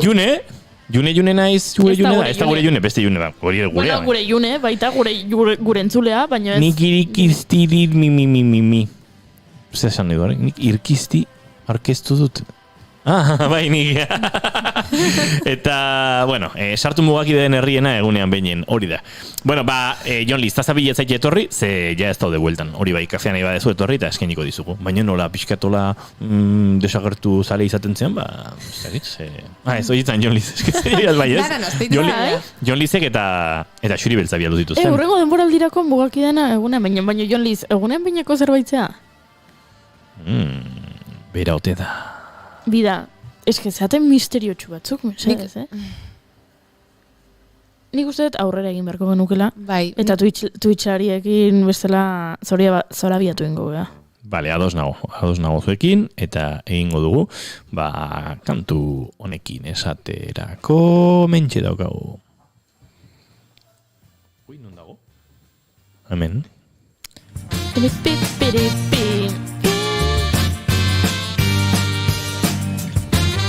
Oianarekin agendari heldu barri dugu eta agendak martxoaren 25ean gaur ostegunean du abia puntu. Bai. Eta baditu planak gure oso lagun diren batzuekin gainera. Bai, ez tokerorekin, ez da? Bai. Nik uste astero berdinak errepikatzen ari gala. Baten bat estrenua bada, gaur ikusko dugu dantza ikuskizunen bat estrenalia dela, edo berria behintzat gure agendan. Gaur ez tokero, Hernaniko biteri antzokian egongo da, arratsaldeko 7etan, eta larumatean Erandioko kulturetxean egongo dira, antzerkiaren eguna da gainera, martxoaren 27, gero agian hitz egingo dugu horren inguruan pixkat, eta gaur goizean egon dira, Ama Alu Lurrekoa goizean, Sora Luzen. Eta nik uste dut, infantila edo izan dela hola eskolako entzat, beraz iruditzen zait lan interesgarria izan daitekeela gaztei ere zuzendua. Ostiralerako beste proposamen batzuk, atzerrian lurra garratz, Elorrioko Arriola antzokian egongo da 7etan, eta larun batean ere, Barakaldon izango dira, ordu berean. Erradikalak ginen, hauek ere biran ikusi ditugu, eta seguraski aste santu ondoren gurean izango dira, beraien lana aurkeztuz, lakoak aurkezten du, eta gainera larun batean Donostia Antzerki saria gala horretan ere, saria banatzen, beraiek ere zertxobait egingo dute.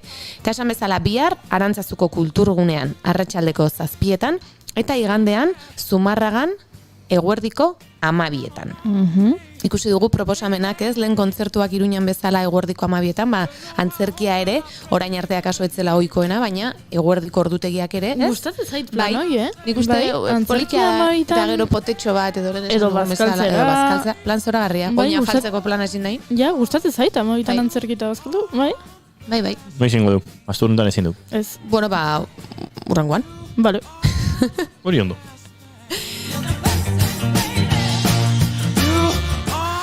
Eta antzeslan batek esaten zuen bezala, eta zer gehiago? Zer gehiago? Askoz gehiago daukagu. Dantza ikuskizunak 2 ikuskizun, Orbita, Zen del Sur, dantza ikuskizuna Sopelako Kurtzio kultura etxean egongo da 26an, eta 27an berri zen arratsaleko 7etan biak. Eta hemen objektu fisiko bat beste baten inguruan deskribatzen duen ibilbidea.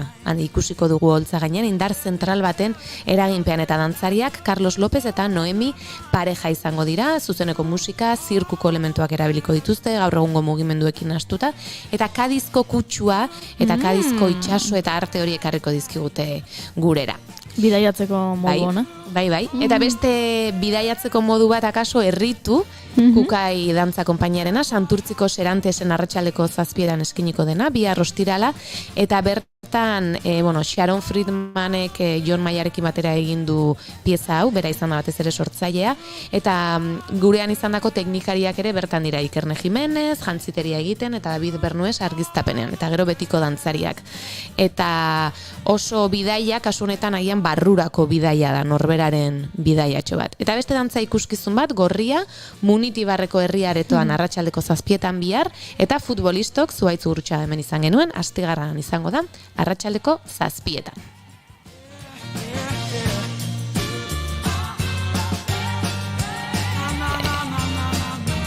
Eta astebururako larunbaterako, larunbata esan bezala antzerkiaren nazioarteko eguna da, eta antzerki ikuskizunak ere egongo dira, futbolistok ere soraluzen izango da, 7etan, Porno versus Afrodita, edo I love Gorka Urbizu. Ni esenen errenderin arratsaleko 7etan, eta igandean Oñatin izango dira. Donostia antzerki saria, gero aukera badugu berari buruz arituko gara, eta aurtengoan fadoak entzuten zituen gizona antzezlanak irabazi du, beraz larunbatean ere ikusgai Donostian Victoria Eugenian, eta esnatu naiz Andoni Mutiloarekin Bilboko La Fundizionen larumat eta igandean arratsaldeko 7etan. Beraz, igandekoak ere esan ditugu. Jarraitu behar dugu esaten iparraldean oraindik kulturaretoak itxita daudela, eta gainera greba edo, grebantzeko bat egiten hasi direla, urriaren 30etik itxita daude kulturguneak, Zuberoan, Nafarroa berean eta Lapurdin. Eta ondorioz, elkarretaratzeak egin dituzte, eta protesta gisa elkartu dira bertan, eta espero dugu hau pixkanaka edo lehenbailen aldatzia. Eta ireki alizatea. There may come a time you just can't seem to find your place. Eta datorren astean jai izango dugu guk ere, ostegunean ni hemenen naiz izango, zuek ere ez, uste dut. Jaien dauko. Bai. Este santua? Guritu zer esan jezeak. Igual etorri marko ez behar du, nahi esan diote jai da badala. Nahi entrenatzaileak ez zire zer. Ez zer esan, behar du. Entrenatzaileak. Jokatzea ardu. Hau kirola da, Bai. Arriskuko kirola. Batez ere tuizlariak ordo denetik. Eta datorren astean Topa Clown egongo da, apirilaren 1etik 4, eta orduan gaur hitz egingo dugu pixkat bertako antolatzailetako batekin, Gorka Gansorekin, lehen aipatu dugu, 2013tik Durangon ospatzen daen Clown topagunea da, San Agustin kulturguneak eta Ganso eta konpainiak antolatzen dutena, eta urten esan bezala apirilaren 1etik 4 ospatuko da. Eta dena egokitua izango da urtengo egoerara, baina nik uste dut Gorkak askoz ere hobeto azalduko duela, beraz, arratsaldeon Gorka? Arratsaldeon bai. Zer moduz? Ondo, bai? Ja azkenengo egunak dira, eta haude berze modo cuenta atrás. Bai, ezta? Dena prest duzue orduan apirilaren baterako. Bai, aurten gustatuko litzaiguke lan gehiago izatea, baina gretzako Topa Clown hau produkzio edo lan aldetik nahiko erraza da. Konta iguzu pixka bat, nola sortu zen 2013an topaketa hau, zein izan zen helburua edo elkartu zintuztena? Gure konpainiak aspaldi lan egiten du San Agustin kulturgunean konpainia residente bezala, bertan egiten ditugu gure entzaio bat, eta estrenaldiak eta noizean behin antolatzen genituen clown ikastaro batzuk, normalean izaten ziren lako irakasle lagunak edo mendik pasatzen ziren, bai Argentinarrak edo Barcelonatik edo zetozenat, gonbidatzen genituen antxokian bertan ikastaroren bat egiteko.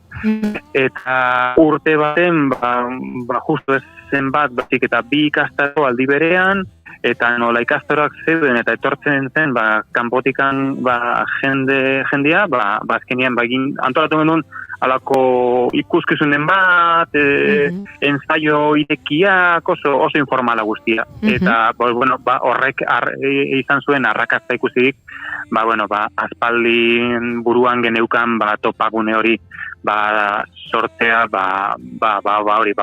aurrera egitea, erabaki genuen. Orduan, orain arteko topagune hauetan, tailerrak eta ikastaroak eta izan dituzu, eta horrez gain ikuskizunak, ezta?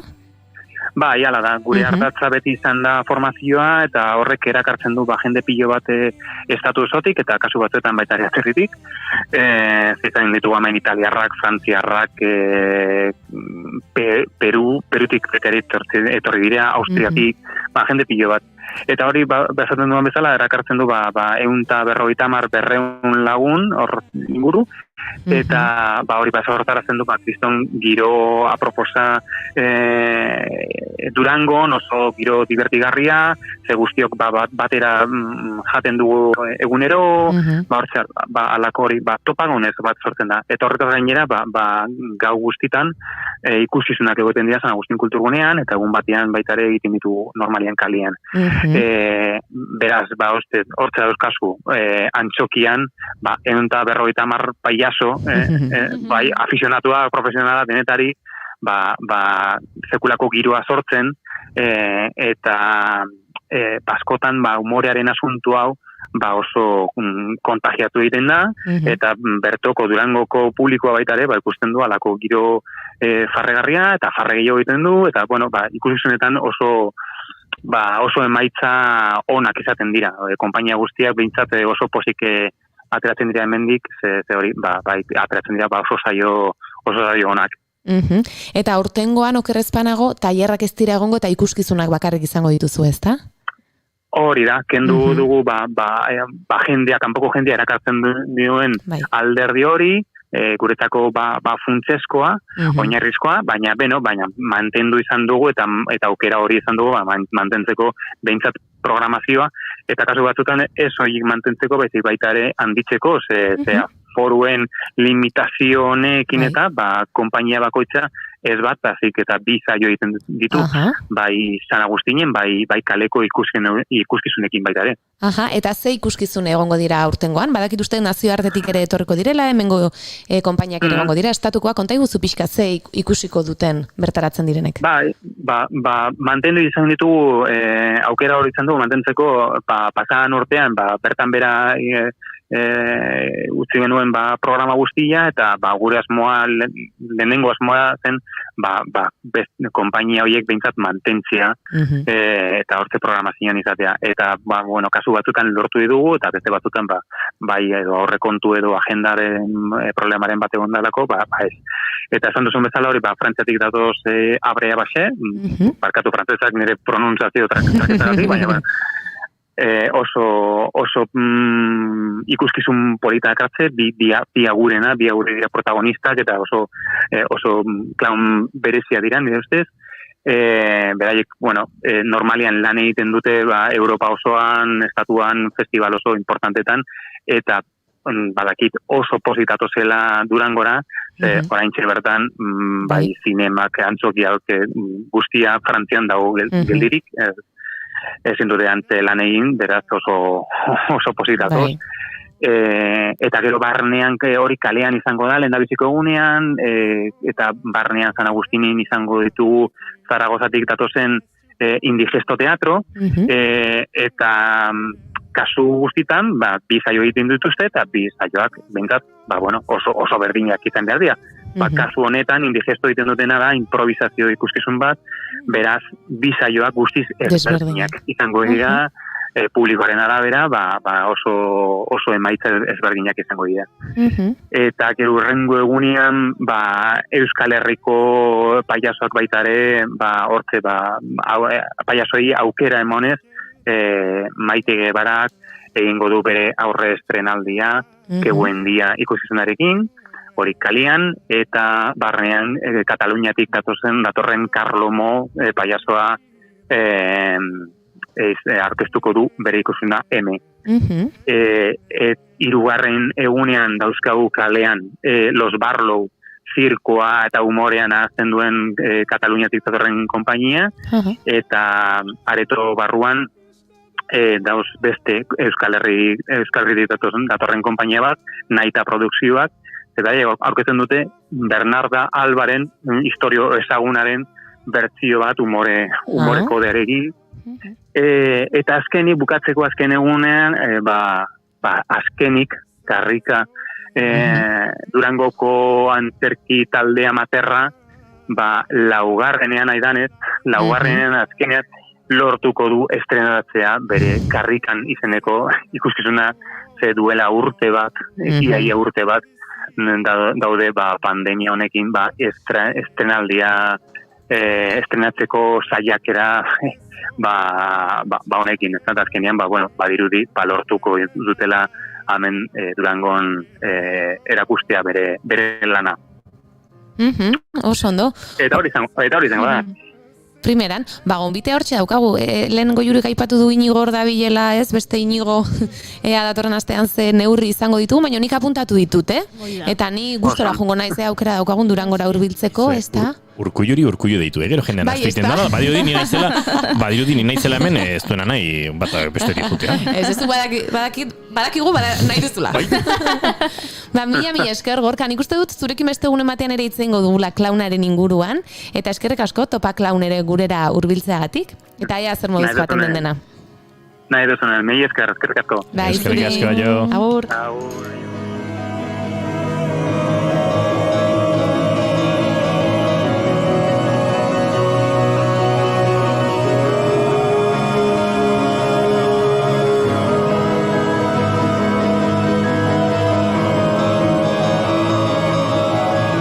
Eta segituan jakingo dugu gure gaurko arte eszenikoen arloko gonbidatua kafezalea denala, ez? Eta gauza gehiago noski.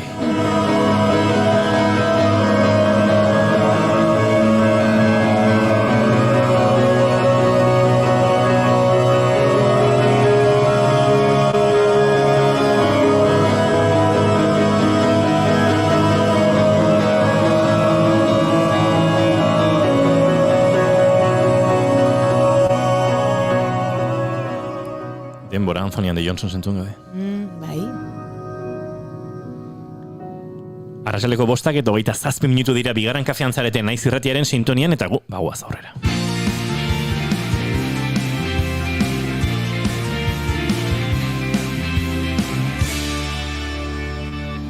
Bigarrenak ez direlako beti okerragoak. Bigarren kafea. Eta aurrera egiteko noski Oiana Maritorenak enbek aurkeztu behar digu gure hurrengo gonbidatua.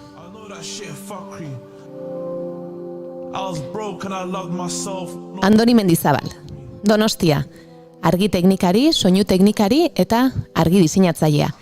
Ikasketa ezberdina jaso ditu, eta denak ez dira arlo teknikoarekin lotuta egon. 1985-2001 urte bitartean, pianoko erdi mailako titulazioa burutu baitzuen Donostiako Kontserbatorian, eta agian horri esker, El Internado seriean pianoa jotzen aritu da, eta bigarren denboraldian ere, piano jole eta argilunekin elektriko gisa arituko da.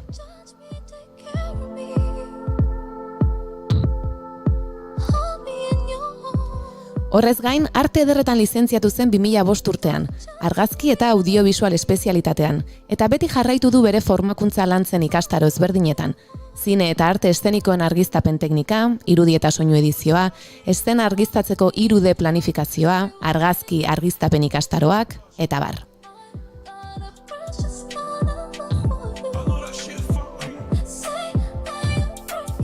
Bere lan ibilbidea oso luzea da, eta zinema, telebistan naiz antzerkian aritu da arlo ezberdinetan, baina azken urteetan batez ere eszenen argiztapenean dabil lanean, eta azken aldian, Euskal Antzerki naiz dantza ikuskizun askotan gozatu ahal izan dugu bere argi diseinuekin, eta teknikari ere badabil urrengo lan hauetan. LED Silhouette konpainiaren Konkabo Konbexo, Xentimorik gabe konpainiaren Gu Primer, Baiben konpainiaren Erlauntza, Beko Larrainaren Manifestu bat, Txaloren Baginaren monologoak eta beste hainbatetan. Halaber, hainbat ikuskizunetan argi teknikari eta baita zenbaitetan soinu teknikari ere aritu da.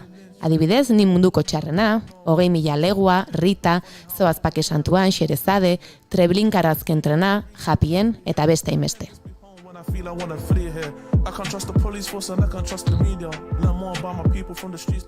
Musika ikuskizun askotan ere lan egin du, zenbait talderekin bira eginaz. Telebista eta webserie batean ere muturra sartu du argazki zuzendari eta kamera operadore izanez. Hots, 3 damatxoren kartzelan. Lan hauez guztiez gain, idatzi eta zuzentzeko tartea ere atera du, eta horrela, laburmetrai ezberdinetan lan hoietan aritu da. Elbitxuriei begira, Ez du inporta, Revenge, eta bar. Gainera, hauetako zenbaitekin, sariak ere jaso ditu.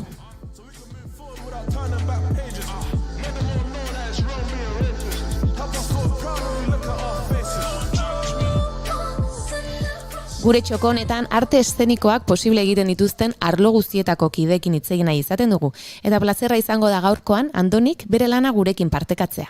Ongi etorri bigarren kafeko kafe utxera, Andoni Mendizabal. Arratsaldeon Andoni tangitorri. Kaixo. Arratsaldeon, kaixo.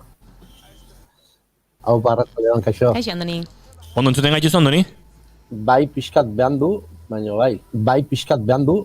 bai. Bueno, gure ezkara beti garaiz izaten ez pentsa. Aizu, lehen aipatu dut, galdera bota bargen izula, ze bigarren kafearen saio hontan, kafe utxe izeneko tarte hontan galdetzen dizuegu, arte eszenikoen protagonistoi. Ea, kafezaleak zaretean ala ez, eta gero horrekin ez dakit inoiz estadistikaren bat osatuko dugun, baina galdetzen dizuegu.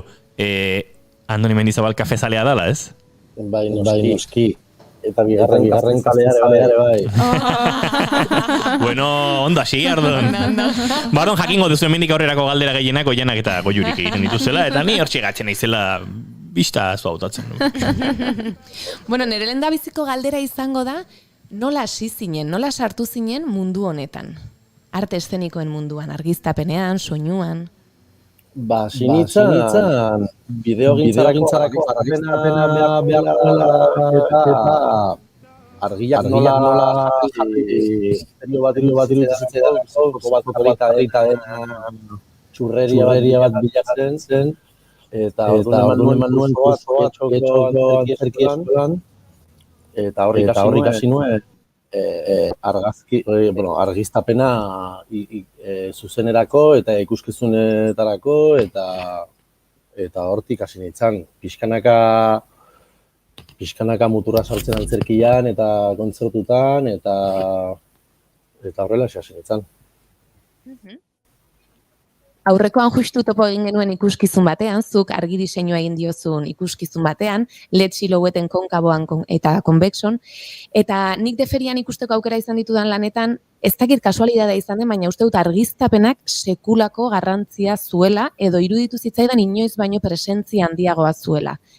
Neri izugarri gustatu zitzaidan, eta esan izun zuen lana, bai dantzariena, bai zurea argiztapenean ere, eta uste dut gorpuzteko ikuskizun bat ezinbestekoa den lan badela, eta jakin nahiko nuke nola sortzen duzun zuk argi diseinu bat. Ez dakit adibidez kasunetan dantzariekin lan egin zenuen, dantza aurretik sortua zegoen gero zu etorri eta zuk argiztatzen duzu hori, prozesuan hasieratik zu ere hor zaude, nola izaten da, akaso dantza eta antzerkiaren kasuan ezberdin, konpainia batekin desberdin, konta iguzu pixkat sortze lan prozesu hori. Orokorrian argiztapena ikuskizuna montatuta dagoela sartzen da. Posizioak eta teknikoki oso, aktoreen teknika eta nondik norakoak eta zarriak daudela sartzen da argiztapena. Eta horrazten da, ikuskizuna ikusi eta zuzendaritzarekin, eta elkarrizketa bat eduki, eta kontzeptuen inguruan, eta giroaren inguruan, eta bar. Gila da, konpainiaren arabera, zuzendariaren arabera, edo produktoraren arabera, aldatzen dela laniteko modua. Eta gila da, LED siluetekin, oso elkarrizketa oso mamitsua izan zela eta luzea, sakona eta interesgarria izan zela. Eta oso irekita zeuden, Oteizaren inguruko haursunarketa bat bazegon tarteko, niri asko interesatzen zait Oteizare bai, eta Eta orduan, pues, hori, ez dakit, azkenian emaitzan nabaritzen da hori dena, nik uste. Bai, zalantzari gabe. Zoragarri izan zen, egia esan, ikusteko aukera baduzu. Bai, eta Andoni, azken aldian topera zabiltza, bai sortzaile gisa argiztapen diseinuan, baina baita teknikari gisa biran dabiltzan lan askorekin, adibidez erlauntza berarekin, ez, alde batetik bestera ibiltzen dena. Joan den asteko gonbidatu ere, alaxe dabil, galdezitzat, galdera goxua, pertsonala, baina entzun egingo dugu, bai? Gertutik ezagutzen duen horbaiten galdera. Bai. Andoni Mendizabal Andonaegi, gure argie. Bai, erle kuadrilla zoragarri hau argiztatzen duen tekniko marabilosua. Andoni, nire galdera pixkat pertsonala da. Gogoratzen naiz otsaiak 14an, Torrejon de Ardozen geundela, el enjambrerekin, eta funtzio baino ordu bete leheno edo, deitu zizuten esateko zure amatxoia gaixo zegola, azkenetan zegola, eta ez sekula aztuko ze profesionaltasunakin egin zenun funtzio hori, urduri zeunden, triste zeunden, baina ez dut inoiz ahaztuko zure jarrera, eta egon behar zenun lekuan egoteko erabaki hori. Nere galdera da, zein da zure amagandik ikasi dezun leziorik politena? Muxu haundi bat, guapo, plazera da zurekin lan aitea, eta gora gure Rosi. Jo, galdera potoloa. Bai, egia zen bai. Guk baloratu dugu, Andoni, eta bueno, ardura itziberren gainean jarriko dugu. Bai. Ba, ez dakit zuzena den politikoki esatea, inkluso. Nere etxian, nera jak beti hitz egiten zuen, etzan isilik egoten, eta nera ama beti isilik zegoen. Eta nik uste, amangandik ikasi detela hitzak neurtzen. Osea, ez dakit. Bai. Eta gero enteratu nintzen amak zenbat zekien eta liburuen bitartez, eta bera gustatzen zitzaizkion liburuak irakurrita, eta ez zautu nun ama asko zeberak etzun inoiz parte hartzen eztabaida horietan, eta liburuen bitartez ez zautu nun berak dena ulertzen zula, eta asko zekila, eta ez dakit gauza asko ikasi ditut nire amangandik, baina akaso ixe. Ba, zuk ere, urrengo asteko gonbidatuari galdera bota beharko diozu, Lasai oianak abixatuko dizu azten zaber nor izango den, eta denbora aukiko duzu galdera pentsatzeko, baina zuk ere bota beharko duzu galdera. Ondo da. Eta, bueno, Itziberrak aipatu du, berarekin ibili zarela erlauntzan, baina esan dugun bezala, telebistan, zineman, antzerkian, denetan aritu zara lanean. Imaginatzen dugu oso desberdina izaten dela bakoitzarentzako argiztapenaren lana egitea, baduzu gogoko gehien gustatzen zaizuen bat, arlotako bat? Agian gehiago antzerkia edo gehiago telebista? Ba, orain artekoan antzerkia. Zeren, bai, egin ditutenak, musika, naiz iritsi, akaso, sormen maila erabaki gaitasun jakin batera, eta ez dakit, antzerkia da zehatzena, akaso, osea, musika asko, ez dakit, mugimendua, kolorea, eta zineman, azkenean, planoan ikusten den argiztatu behar da, eta beste guztiak berdin du, ez? Baina antzerkian, bai, eduki behar dela begirada osoa kontuan, eta oso neurtua izan behar dula, eta ez dakit gero nola zuzenekoa den, eta antzerkia gustatzen zaiten, eta ez dakit horrek denak eragin egiten dure, bai, eta antzerkia. Eta orain dantza ezautu berri nago, eta dantzak ere baditu bere, bai, txunditzen ari zait dantzaren. Nik hor galetu nahiko nizuke dantza eta antzerkiaren argiztapenaren artean ere, ea ezberdintasunik ikusten ote duzun. Ez dakit, kanpotik ikusita batzuetan agian antzerkian, orain adibidez erlauntzako irudi batzu dauzkago, eta agian zonalde handiago bat dago argiztatua denbora estena baten zehar, eta agian dantzan mugimendu konkretuagoa daude, zenitala, gero laterala, ez dakit hor, joku gehiago eman ote dezakeen dantzak gauza ezberdinagoak egiteko, edo obraren arabera izango da hori ere jakina. Bai, ez zabiltza gaizki, horren araberaz, hori zalantzari gabe, baina bai antzerkian aktoren aurpegiak ikusi barra ditugula ulergarritasunerako, bisibilizazioa oso importantea da, eta askotan, pues, ez dakit nola esan, dramatismoa akatu dezake horrek. Eta dantzan ordea, volumenari ematen zaio garrantzia, gorputzari, eta horretarako, pues, pentsazazue, aurpegia ikusteko antzerkian frontalez da flashback izango balitz bezala argazki batean, pues, dena akatzen dula, argi horrek.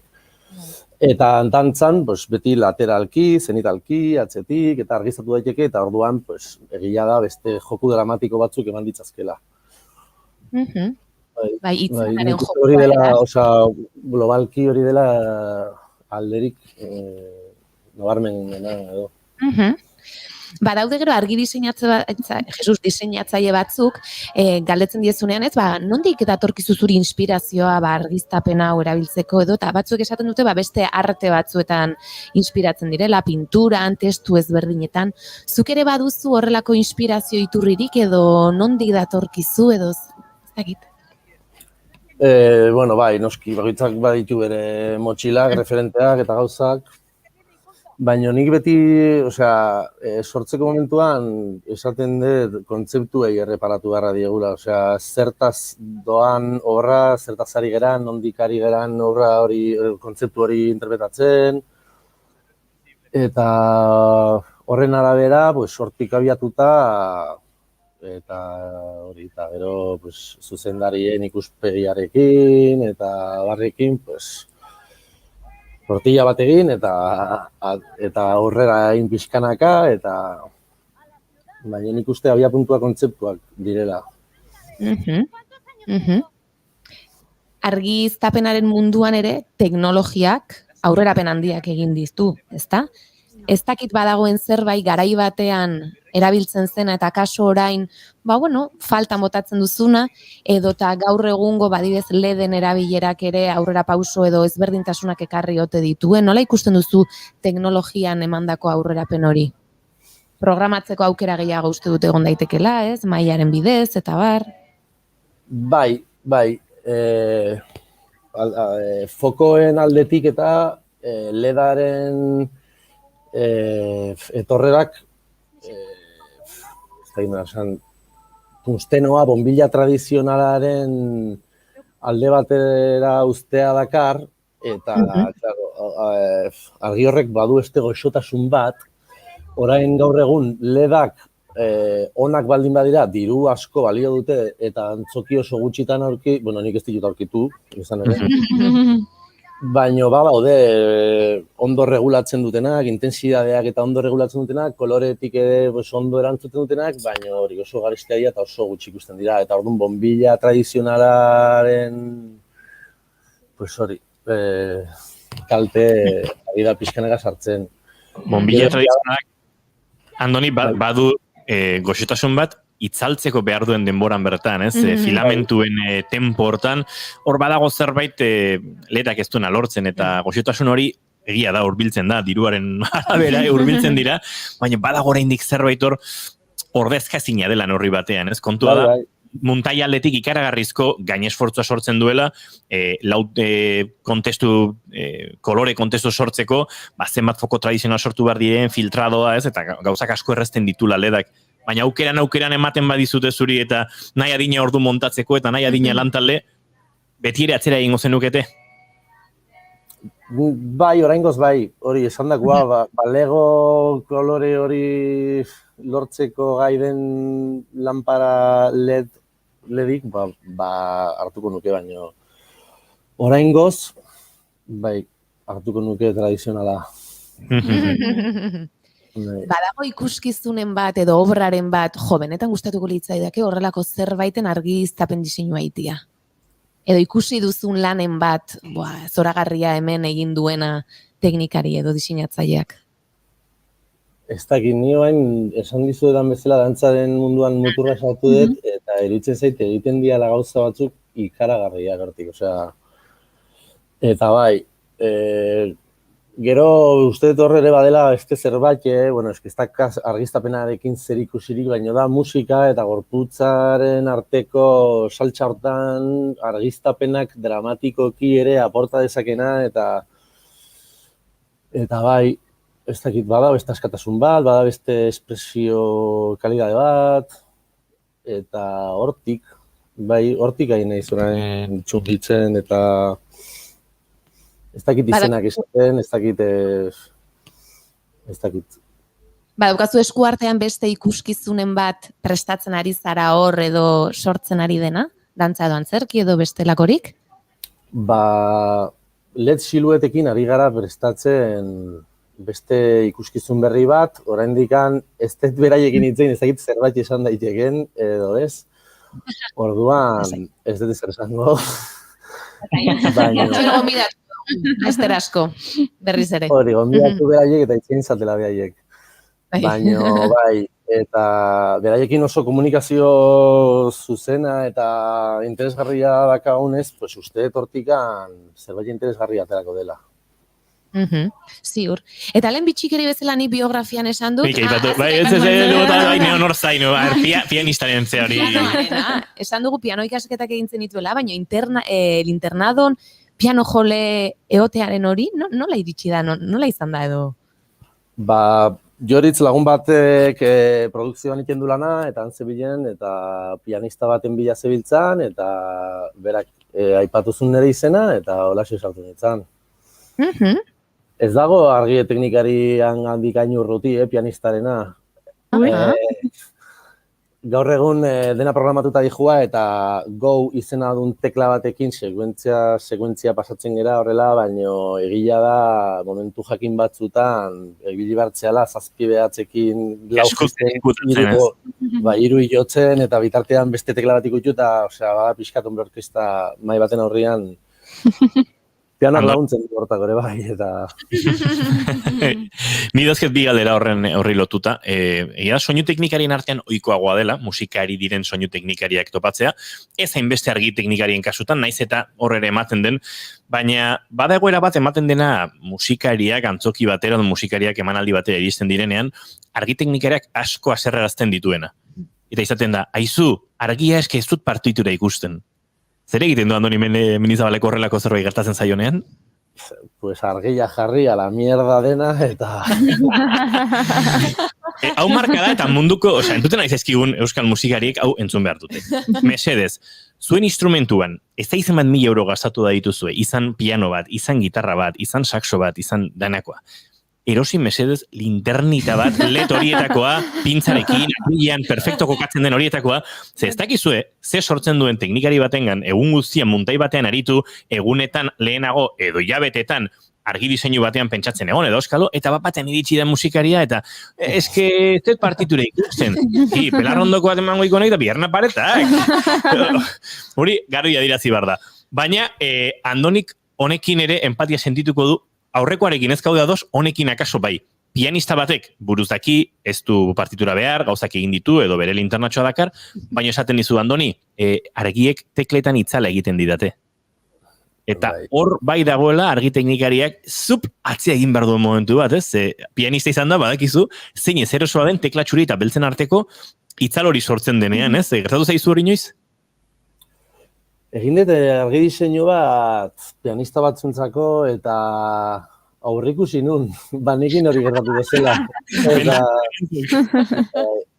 Eta gero oso zaila zen adostea pianoak nun jun bertzun, hortarako fokoa ere horri bili bartzelako oso tokizeatzean jarrita eta tirabirak egarri zituen, baina itzalik ez zitzeten suertatu. Bai suertatu zitzeten, kaleetatik, bazterretatik zetorren argiak itxutzen zitula. Eta behaien artean komunikazioa egon bartzuenez, berak buru altxatzen zunean, fokoak itxutzen zuen, eta bueltakuan, berriz ere galduta zibilela, pianistak beti problemak ematen.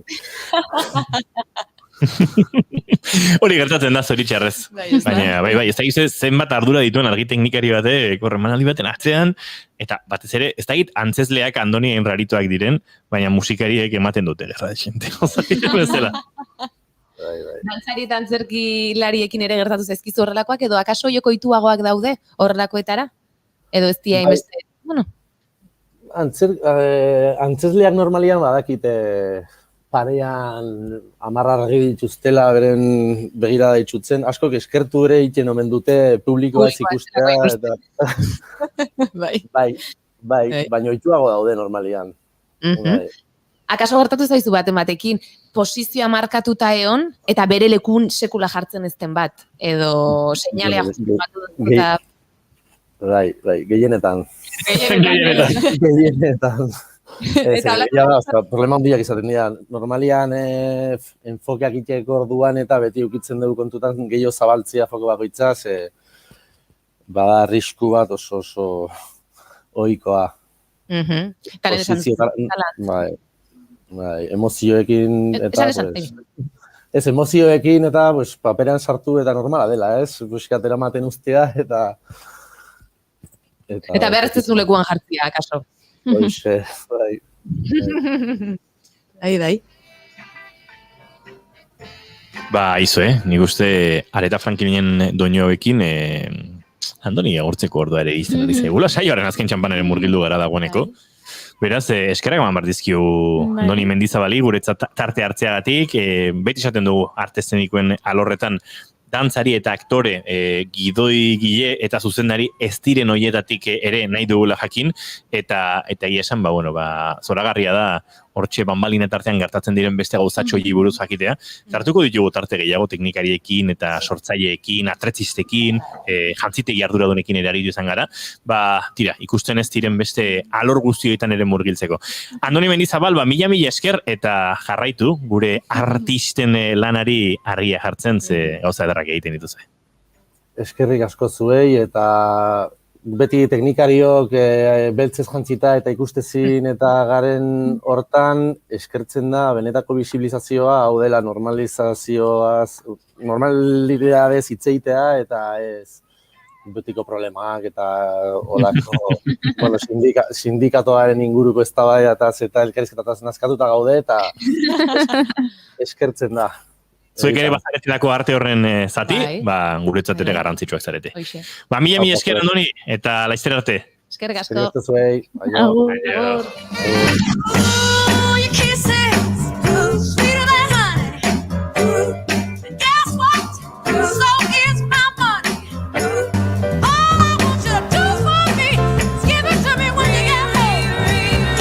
Eta guk antzerki giroan jarraitu behar dugu, oian, azken txampa honetan, arratsaldeko 5:52 minutu, segituan amaituko dugu saioa, baina orain baditu minututxo batzuk, antzerkiari heltzeko gehiago, are gehiago. Donosti antzerki sariaz, hitz egingo dugu pixkatxo bat, bai?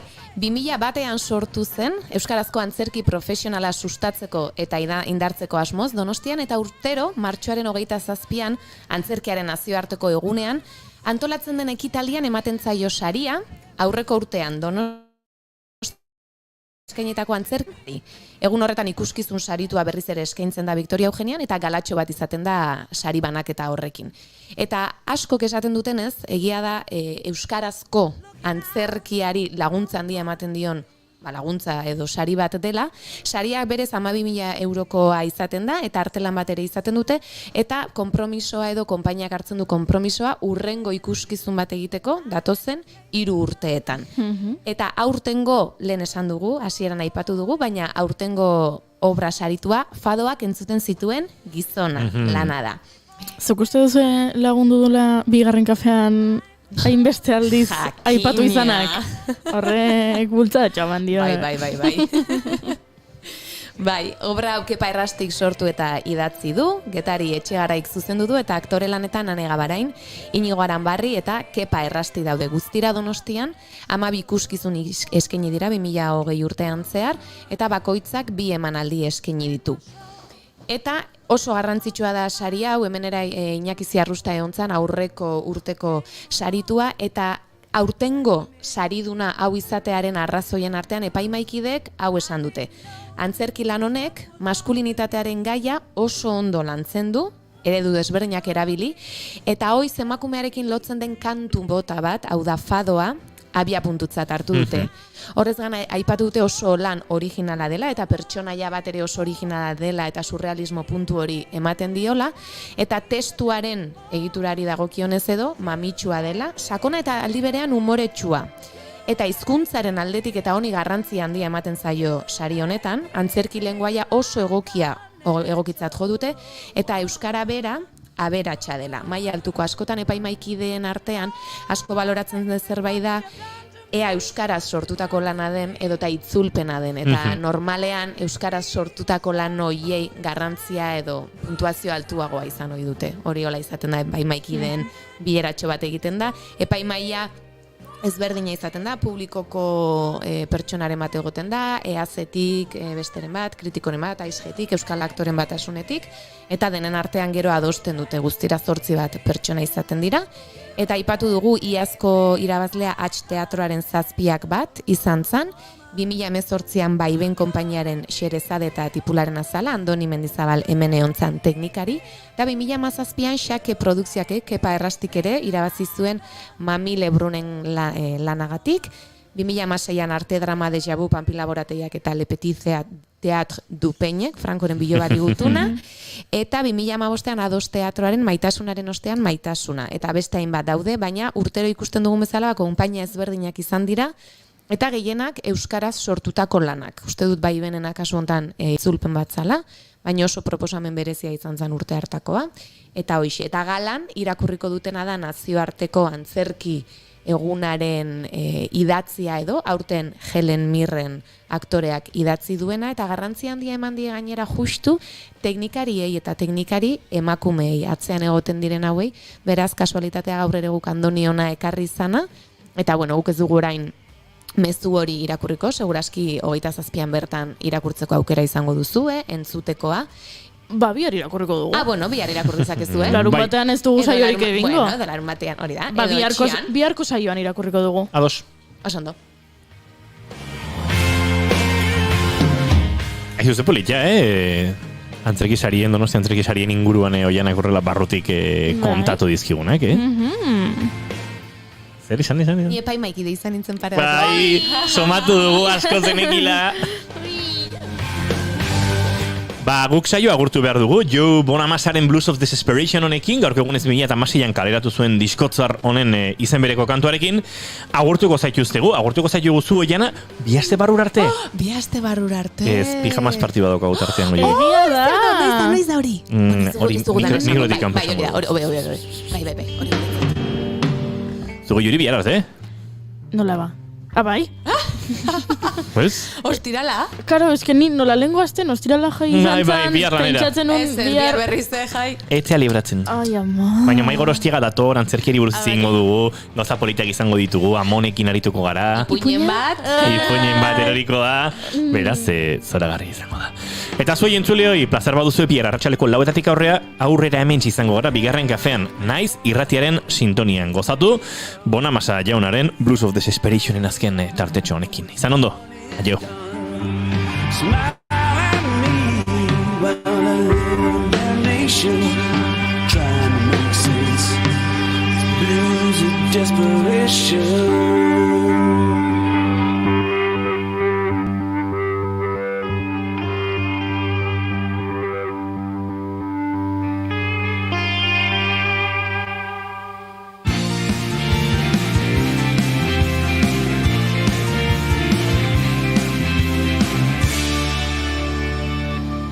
Keep calm and bigarren kafea.